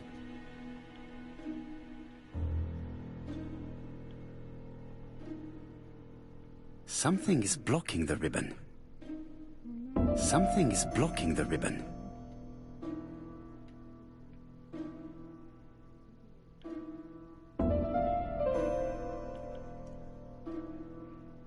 And here is the ribbon. Let us see if it was indeed used to write the letters sent by ABC. I only need the ink ribbon for my inquiry. I will let Jack clean the keyboard if he wishes.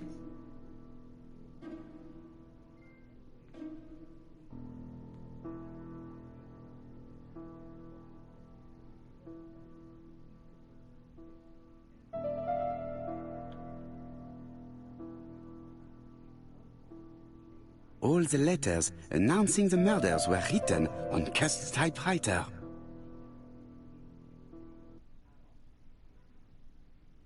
Cust is parsimonious. He keeps his pencils and sharpens them until there is nothing left. It is clear that he did not grow up in luxury.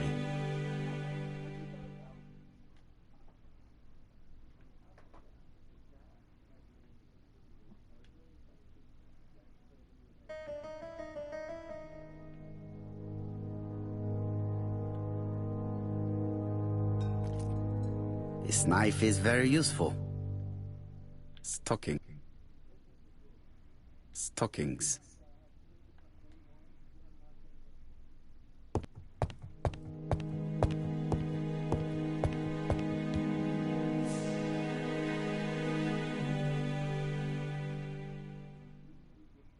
War of 1914-1918. By the King's order, the name of Corporal A.B. Cust, Devonshire Regiment, was published on the London Gazette on May the 10th, 1918, as mentioned in a dispatch for gallant and distinguished service. An army dispatch, wounded on the Somme front, victim of a gas attack. Corporal Cust greatly deserves his distinction.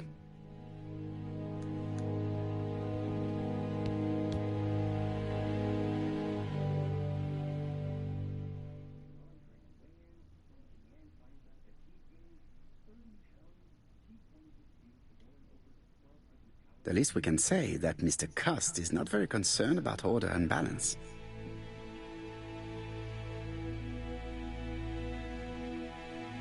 It is not the right time.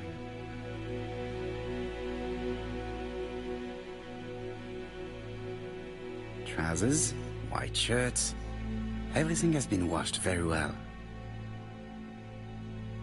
The Bexhill Daily paper, dated from the day of the Bexhill murder. Most probably the basting dress repaired by Mrs. Marbury's expert hands. All the main articles referring to the ABC case are here, from the Churston murder onwards. Nothing before that date.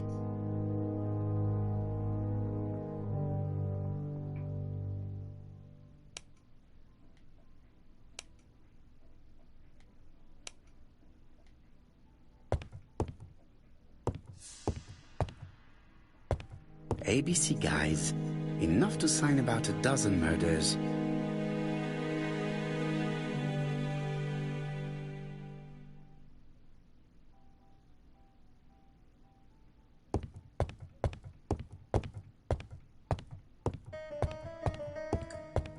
It is not the right time.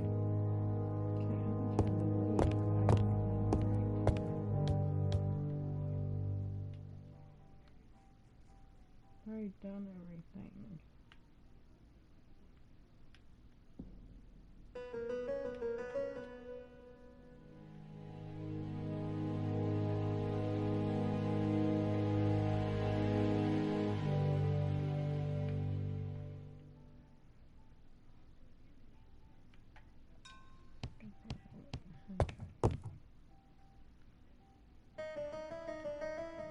This dark stain.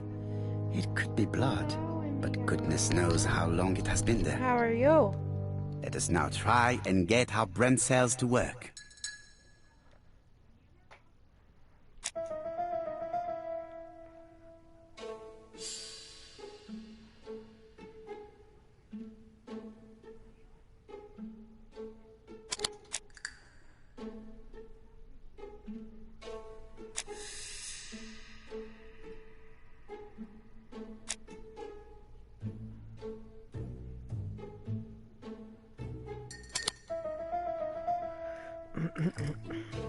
That is good, sister. The register shows that Cust did not sleep at the guest house on the day of the murder. Where was he? Bexhill. The Bexhill paper reveals it. Cust bought this newspaper in Bexhill on July the 25th. No use continuing the inspection of this room. I've seen all there is to see. Now, let me go downstairs.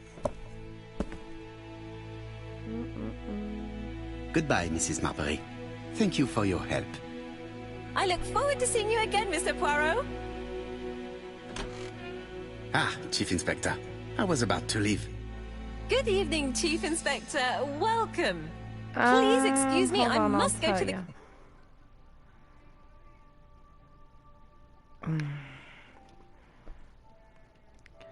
Okay, I will send it to you in a message. And you?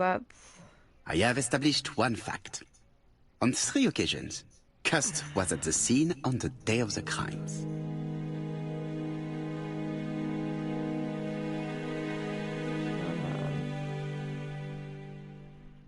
Here, I'm gonna send a screenshot of the name to you.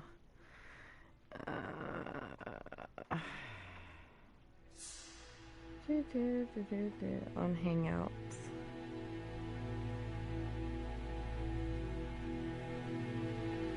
That's the name of it. Okay, now what do I gotta do?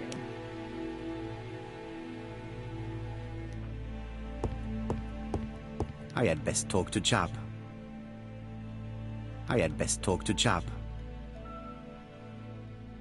I've listened closely to what you have to say, Poirot. For me, there's no doubt Cust is guilty. Do you have any element that might prove the contrary? That is what we're going to look for. Let us now try and get our brain cells to work.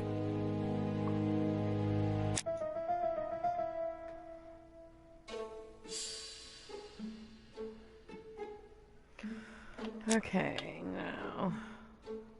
Was it possible for... Okay... It's like a detective one. You're the detective and you gotta figure out who the killer is. So yeah, it's kind of crazy. Okay.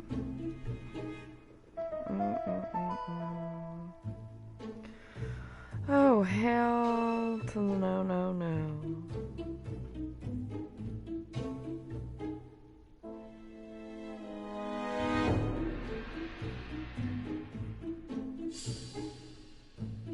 Why do notifications keep popping up? Okay, let's see.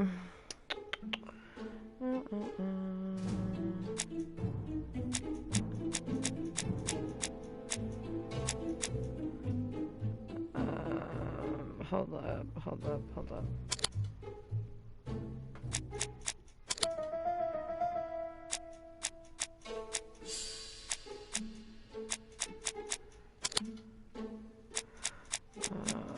Choose that one. There we go. That's it. Oh, fuck me. Another one. Oh, shit.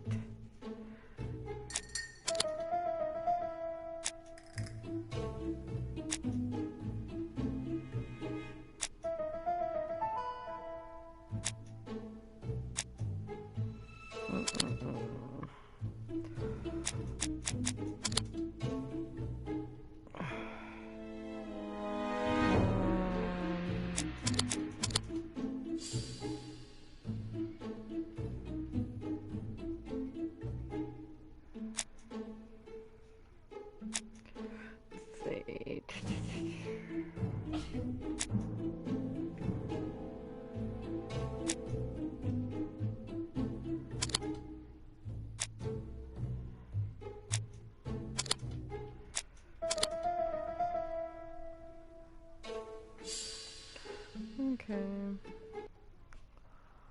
The evidence against Cust is overwhelming. His presence at the scenes, the knife, the blood-stained shirt, the ABCs in a box. C'est vrai.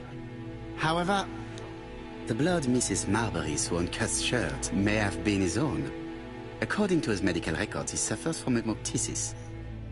The murderer cut Sir Carmichael's throat from behind, and the blood spurted outwards. You would expect the murderer's shirt to be stained on the sleeves, not on the buttonholes. Yet we see quite the opposite. You would expect the murderer to keep the newspaper articles about his crimes. But Cust's collection starts in Cheston, as if it discovered the case rather late. I agree it's troubling, but it doesn't change my mind. There's small details that we should be able to clear up by questioning Cust. When can you talk to him? Doncaster is sending him to us on the first train. Are they questioning him already? He says he can't remember a thing. It's plausible. Doctors say he suffers from absences and amnesia. Mrs. Marbury has confirmed this. He may have done the murders in an altered state. A familiar situation. It's not enough to clear his name. Dr. Thompson insisted that even if you don't know what you're doing, you never commit a murder without wanting to. Très intéressant. I shall remember that. Right. I'll go and examine the suspect's room. Chief Inspector, I took the liberty of removing a few clues to Examinator. All right, we'll discuss them tomorrow. In the meantime, I'm going to see if you've missed something.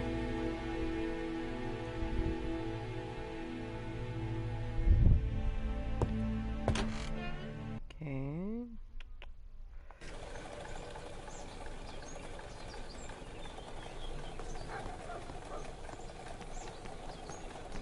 I'm leaving. To Scotland Yard, please.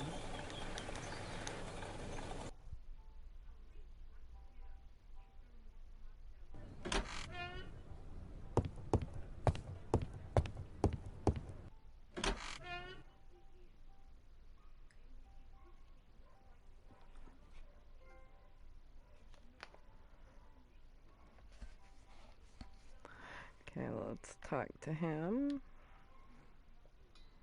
This man is not in good shape.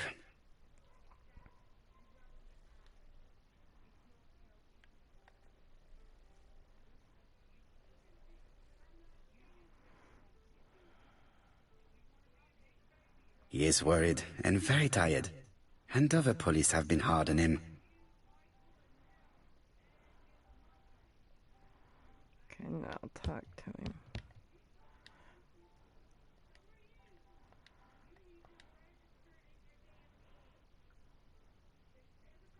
Good day, Mr. Cust. I am Hercule Poirot. Ah, you're the detective.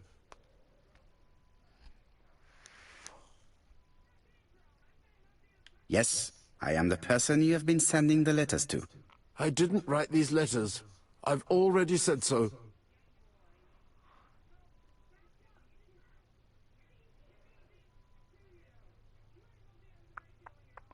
Which one? Très bien. You did not write these letters. But the question remains, who did? Probably one of my enemies. I have many. Which one to choose? I do not believe that you are capable of murder, Mr. Cust. I hope not.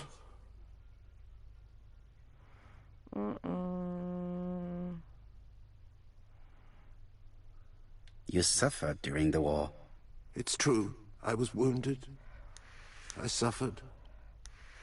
But the army was the only place I didn't feel inferior. No questions. Just orders to follow. But ever since you were wounded, you have absences, bouts of amnesia. And headaches.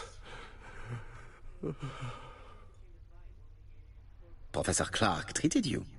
Yes, a few years ago he really helped me with my burned throat.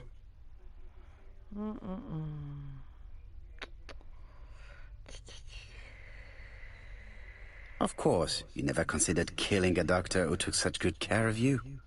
No. No, never.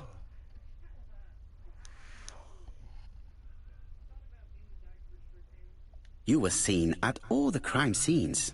Yes, I was. I travel a lot, but not for pleasure. I am terribly unwell in trains. But I had to respect my engagements. My employer gave me very precise written instructions about the towns I had to visit. Let's see. The company you claim to work for, Silky Legs, has never heard of you.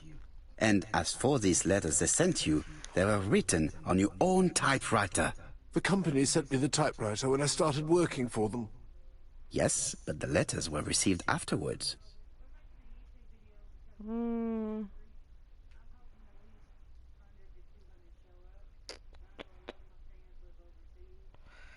Oh, hell, which one do I pick?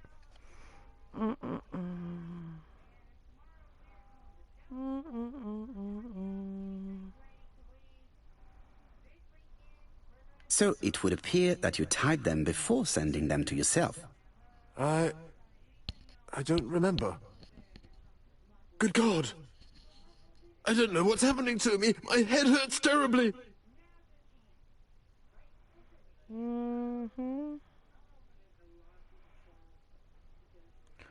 Really?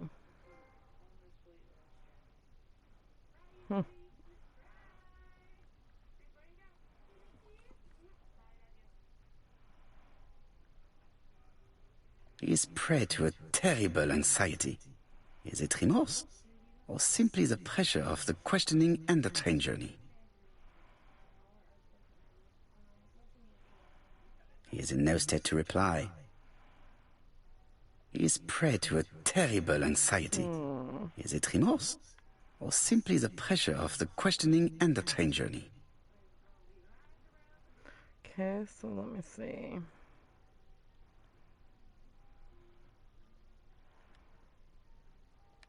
Nope.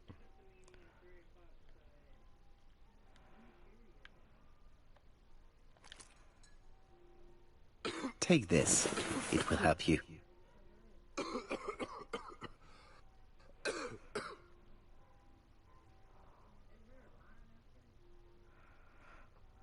Oh, I think I'll be fine.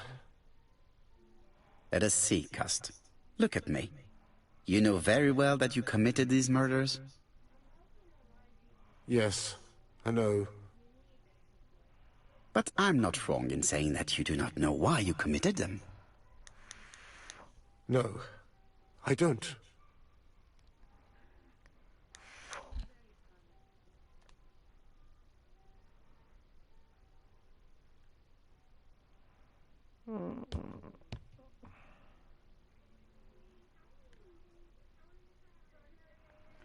Nope, I don't need that.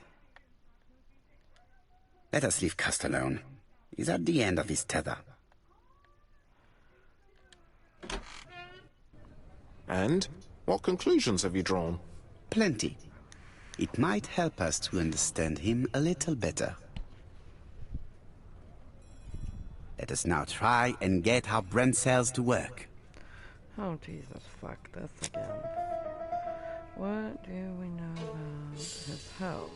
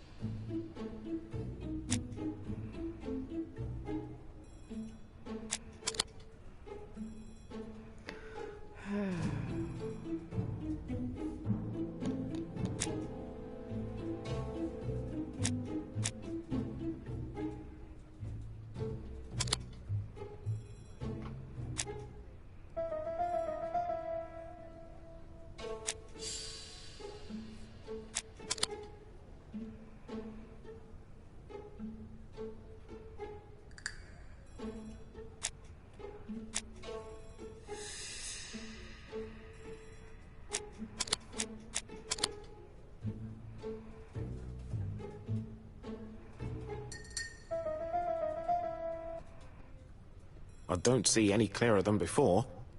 This is worse. There is one point to highlight. C'est curieux. Cust admits that he killed, but he does not know why. What did Dr. Thompson say? Even if Cust killed while in an altered state, it still must have been his deepest desire. He must have had a motive. Let's keep it simple. Never mind his motive. He confessed. But you see, he can confess to anything and everything. He denied the murders and then he confessed to them. He confirmed that he never typed the letters. Then, with great ease, I managed to get him say quite the opposite. Come on, he behaved like a guilty man. He lied to his landlady. Because deep down he believes himself guilty. From the papers, he noticed that he had always been at the scene of the crimes. He must think that he killed and then simply forgot what he had done. How can you be so sure? Let us look at his The one that makes you psychological sick profile. to your stomach. You will understand my point of view. Let us now try and get our brain cells to work. Oh, great. Here we go again. Okay. Oh, hell.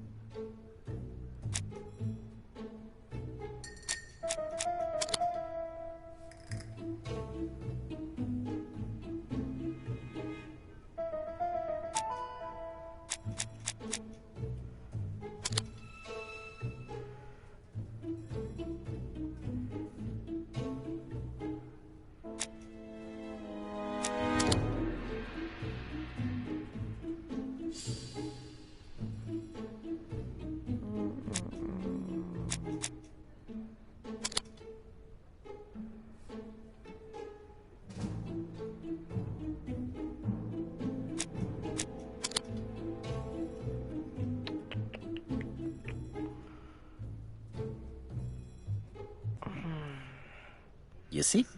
Cust's character is quite the opposite of the murderer's. But if he's a madman, can we really talk about his character? You know very well that our murderer does not behave like a psychopath. Apart from the signature, there is no ritual repetition in the choice of victims. Very well, you're right as always. So we have no confession, no culprit, no suspects, nothing. And all that after 2 months of inquiry? What should I do? Have faith. Just give me 24 hours. Have faith. Yeah, give me 24 hours. Ha ha ha.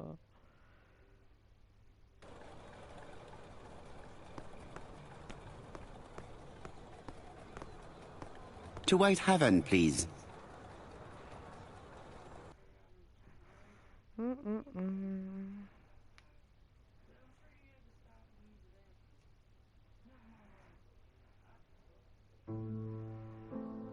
Cust's arrest is a great success for you, Poirot.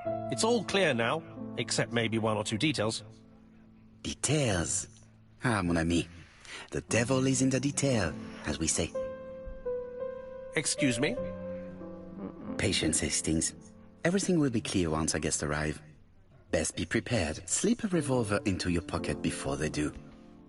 A revolver? But Poirot, what are you afraid of? Trust me. It is important you carry a weapon for this meeting. I will lend you mine. What about telling me what you have in mind? Surtout pas. You wouldn't be able to play your role. Wait 1 moment, I will bring you my weapon.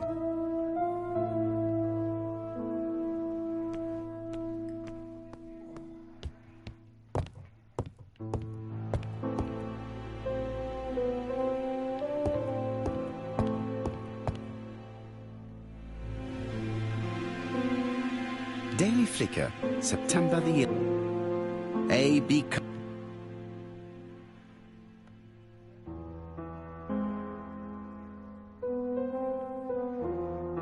The Lancet, September 11th, 1935. General Medical Journal. The alphabet murderer is not psychotic, according to Professor Thompson. In an early issue, we claimed that the alphabet murderer was not psychotic. Our assertion has just been confirmed by Professor Thompson, a Scotland Yard expert. who has spoken to the prisoner at great length. Not all obsessional killers are psychotic, he explained. It is true that Cust has a disturbed personality and memory disorders. But his amnesia, whether real or pretended, does not alter the fact that he was perfectly lucid at the time of his acts. Therefore, he will not escape punishment.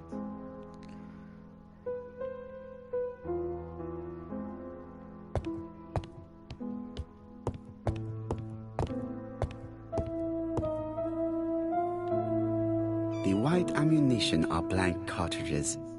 The others are real bullets. I have to choose the type of bullets to load.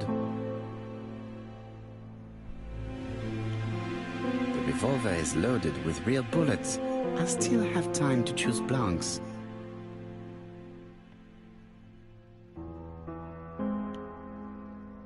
The revolver is loaded with blanks.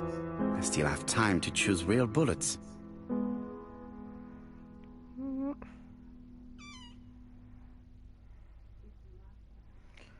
Okay, that's confusing.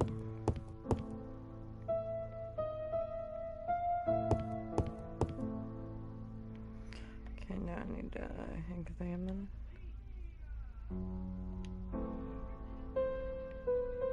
My revolver is loaded. I now have to give it to Hastings.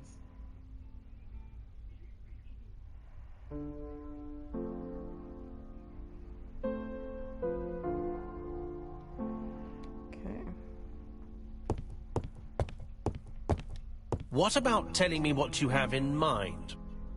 Surtout pas. You wouldn't be able to play your role. Wait one moment, I will bring you my weapon.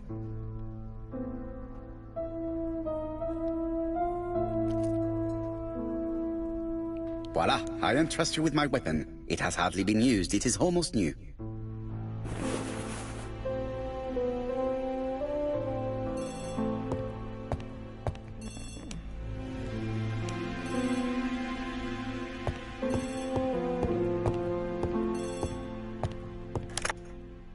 Chief Inspector, is that you? Yes. Sorry, but we haven't found anything.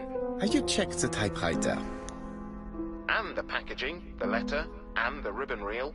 We've only found prints left by Cust and his landlady. Well, never mind, I shall make do. So, are you still going to hold your meeting? Of course, Chief Inspector. I can hear my guest coming up the stairs. Why have you brought us here, Mr. Poirot? Since Cust's arrest, I thought it was all done and dusted. Miss Gray formally identified him, as well as Miss Barnard. Yes, and the stockings he saw drove the same brand as the ones found at my aunt's. This is all true. However, a case is not closed if some questions remain open. And one question is, why did the murderer send me his letters? Why did he challenge me, Hercule Poirot?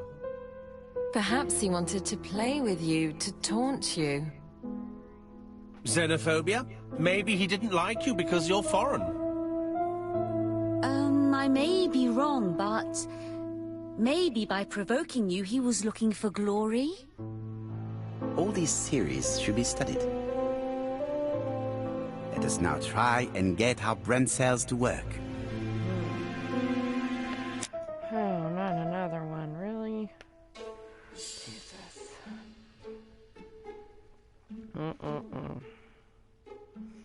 Let's see.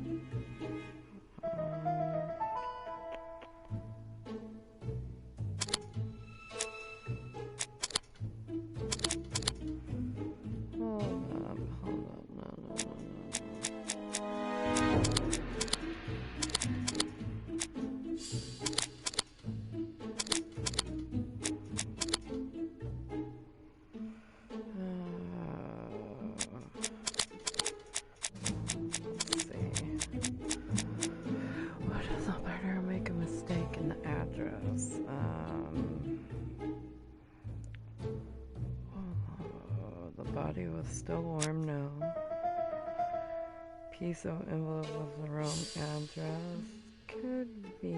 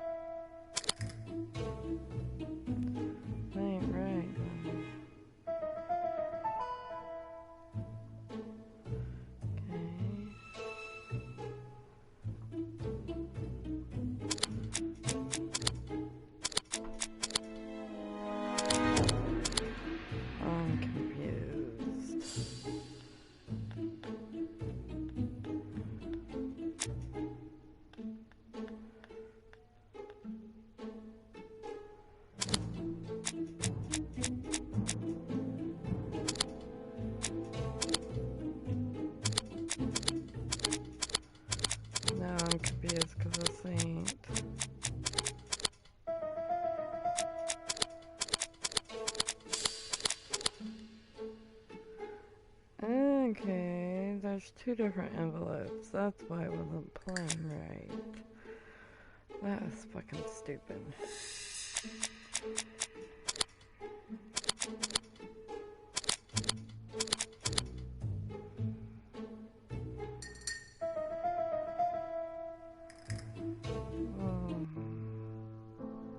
Is everything clear now? You might like to explain your reasoning again. Of course. First of all, remember that the murderer made it a rule to always post his letter before the murder. He never digressed from that rule.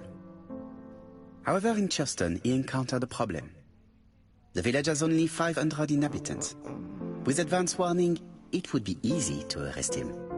Therefore, the murderer delayed his letters deliberately with the wrong address. The plan wouldn't have worked if he'd sent it to Scotland Yard or the papers, because everybody knows their addresses. The mistake would have been corrected, and the letter would have been on time. That is why the murderer chose me as the recipient. Because for his plan to succeed, it was necessary for at least one of the letters to have a wrong address and get lost. It was very cunning. Absolument. It is a very subtle plan. It matches the profile we have drawn up of him perfectly. That of an intelligent, daring and calculating murderer. But that's not how you describe Cust. You are quite right, mademoiselle. Like you, I find it hard to believe that this dull character is the clever murderer we are looking for. Do madmen... I mean, if he's mad, he might have two very different sides. No doubt. But the murderer is not mad. All the specialists agree that he does not have the profile of a psychopath. But if Cust is not guilty, how do you explain his presence at the scene of the crimes? Mr. Clark, the answer to your question is in the medical records of your brother's patients. Documents which Cust most certainly did not have access to. Let us now try and get our brain cells to work. Oh, Jesus, not a fucking another one. What do we know about Cust?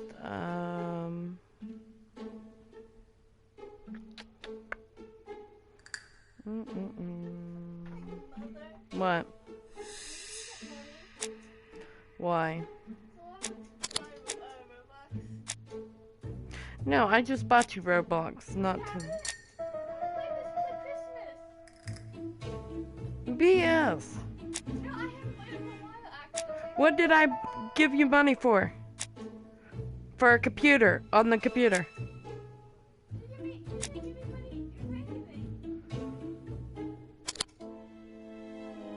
We purchased something for the computer.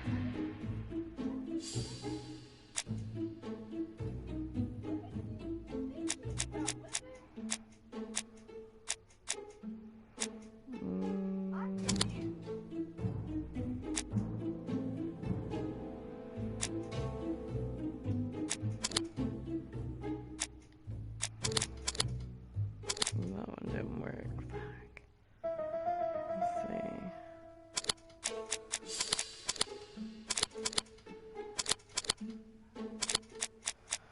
Okay, until that one. Okay. Has to be that one, but what's the... Oh, there we go. Got it.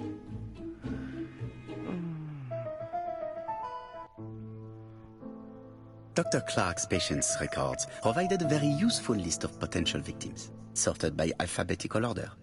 The killer definitely used it, explaining the fact that all the victims were former patients of the doctor. It is this fact that clears Cust once and for all, because he never had access to these records. So how did he happen to be at the scene of the crimes? Either the murderer sent him there, or Cust was following him closely. Cust's highly suggestible nature leads us to the second hypothesis. The murderer was manipulating him. He systematically sent Cust to the towns where he was going to strike, so that the suspicion would land on the poor man's shoulder. That's evil. What sort of killer could have such a plan? And what would he gain from 3 completely different murders? Indeed, it seems unlikely that the same murderer committed all the crimes. What should we take from that? Minnie, come see Mom. Minnie. Come here, girl. What are you doing, baby?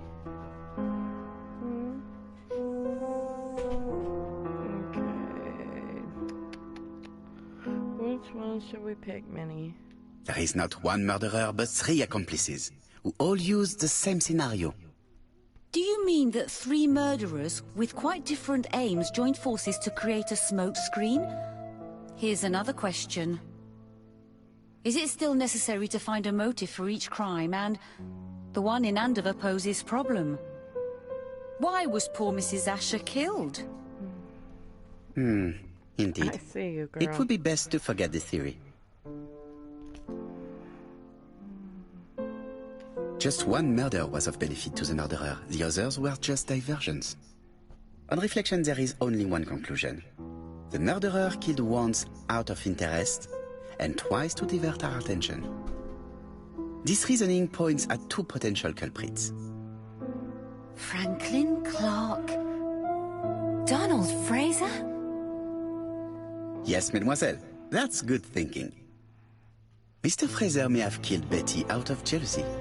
Mr. Clark may have killed his brother in order to inherit his large fortune. Both have a motive. But Donald did not have access to Dr. Clark's records. Please allow me to disagree with you, mademoiselle.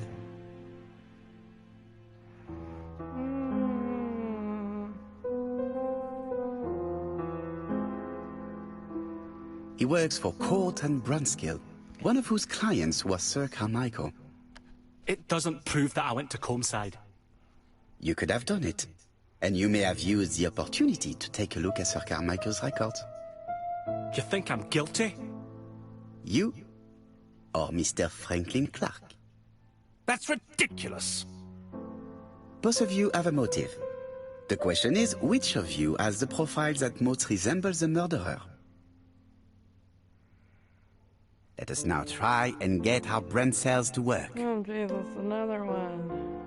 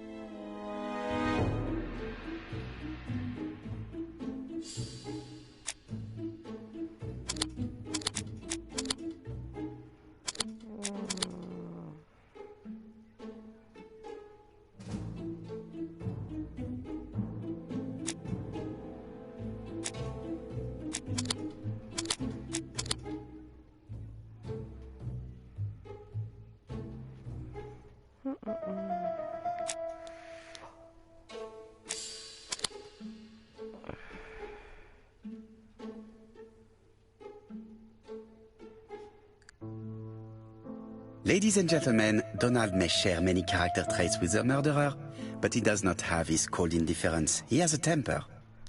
It is hard to imagine him planning anything. Also, jealousy is his motive, and crimes of passion are rarely planned. Right, I suppose it's my turn to be subjected to the same scrutiny. Absolument, Mr. Clark. Let us now try and get our brain cells to work.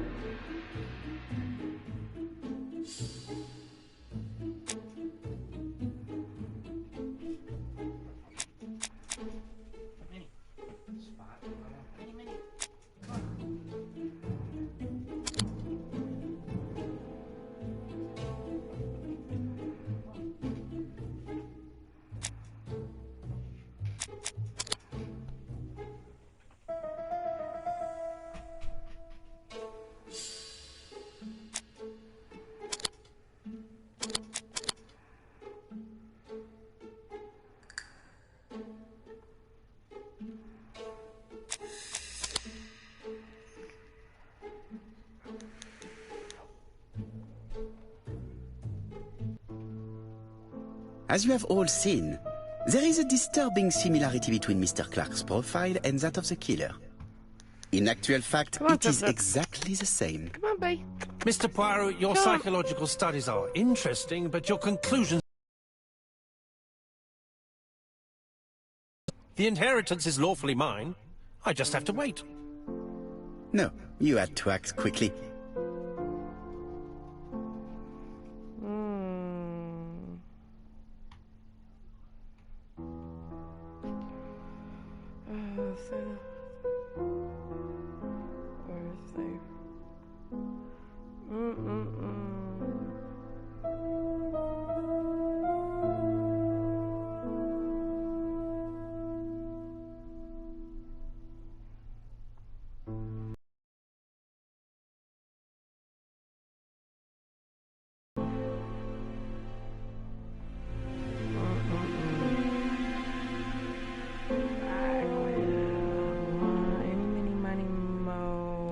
Because of Miss Grey.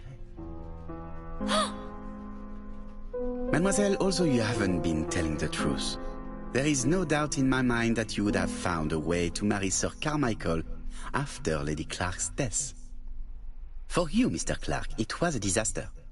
If Miss Grey had children by your brother, you would not have inherited a thing.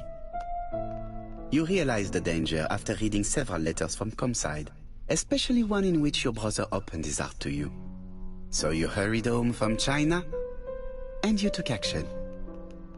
In truth, Cust was no more than a puppet manipulated by the real culprit. You, Mr. Clark. Such an imagination, Mr. Poirot. In fact, nobody manipulated Cust. The famous instructions he received by post. He wrote them on the typewriter. We know that for sure. Oh no. You know perfectly well. That is not true.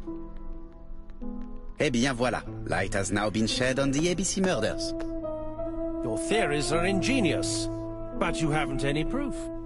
One point to him. For the moment, I have no material proof. Either I admit to it, or I bluff.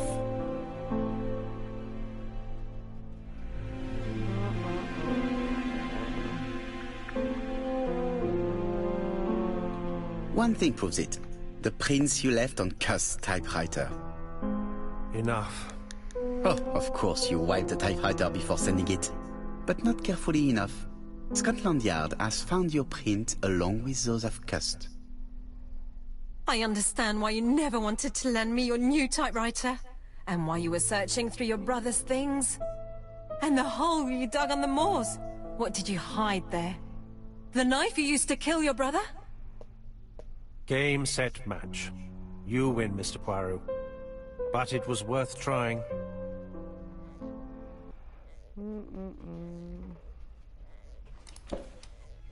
Don't come near me! I'll never let you take me, Mr. Poirot! Those were empty bullets. So he didn't shoot us though. I'm sorry, Mr. Clark, there is no easy death for you. I expected your reaction, so I used blanks.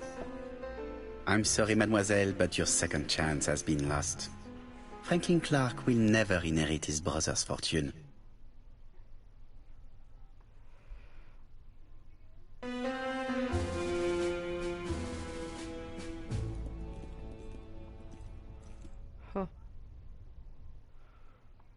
His own brother. Disappointed at having missed the chance to become Lady Clark, Thora Grey left England. Donald Fraser and Megan Barnard married. On Poirot's recommendation, Mary Drower started to work for Lady Clark. The elderly lady's condition suddenly took a turn for the better. And a few months later, to Dr. Logan's great surprise, she was back on her feet again. According to this eminent physician, it appears to be an extremely rare case of spontaneous remission. Lady Clark has enjoyed very good health ever since.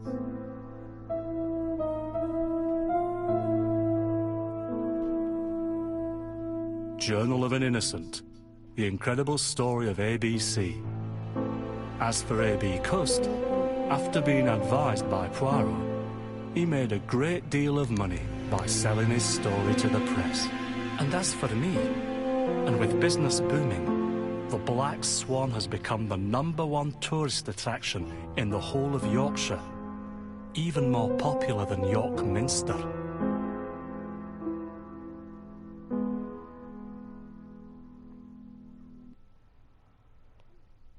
Think I beat it.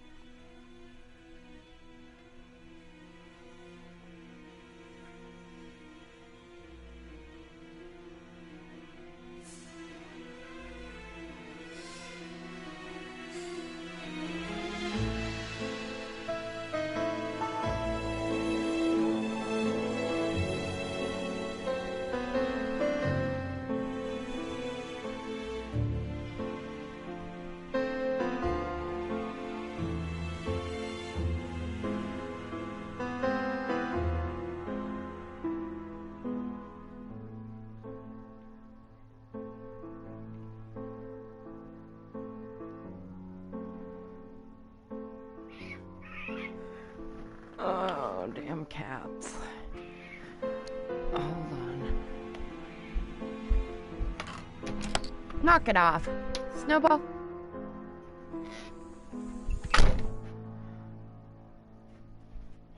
Snowball's being an ass.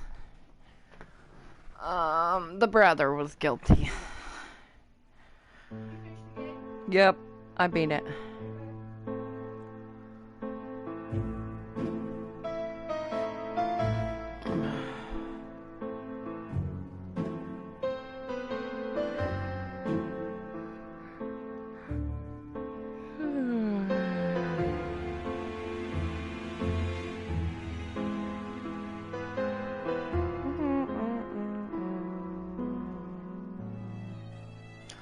Okay, guys, I'm gonna end the stream. That was the end of the game. Bye, guys. Thanks for coming. MER, call me.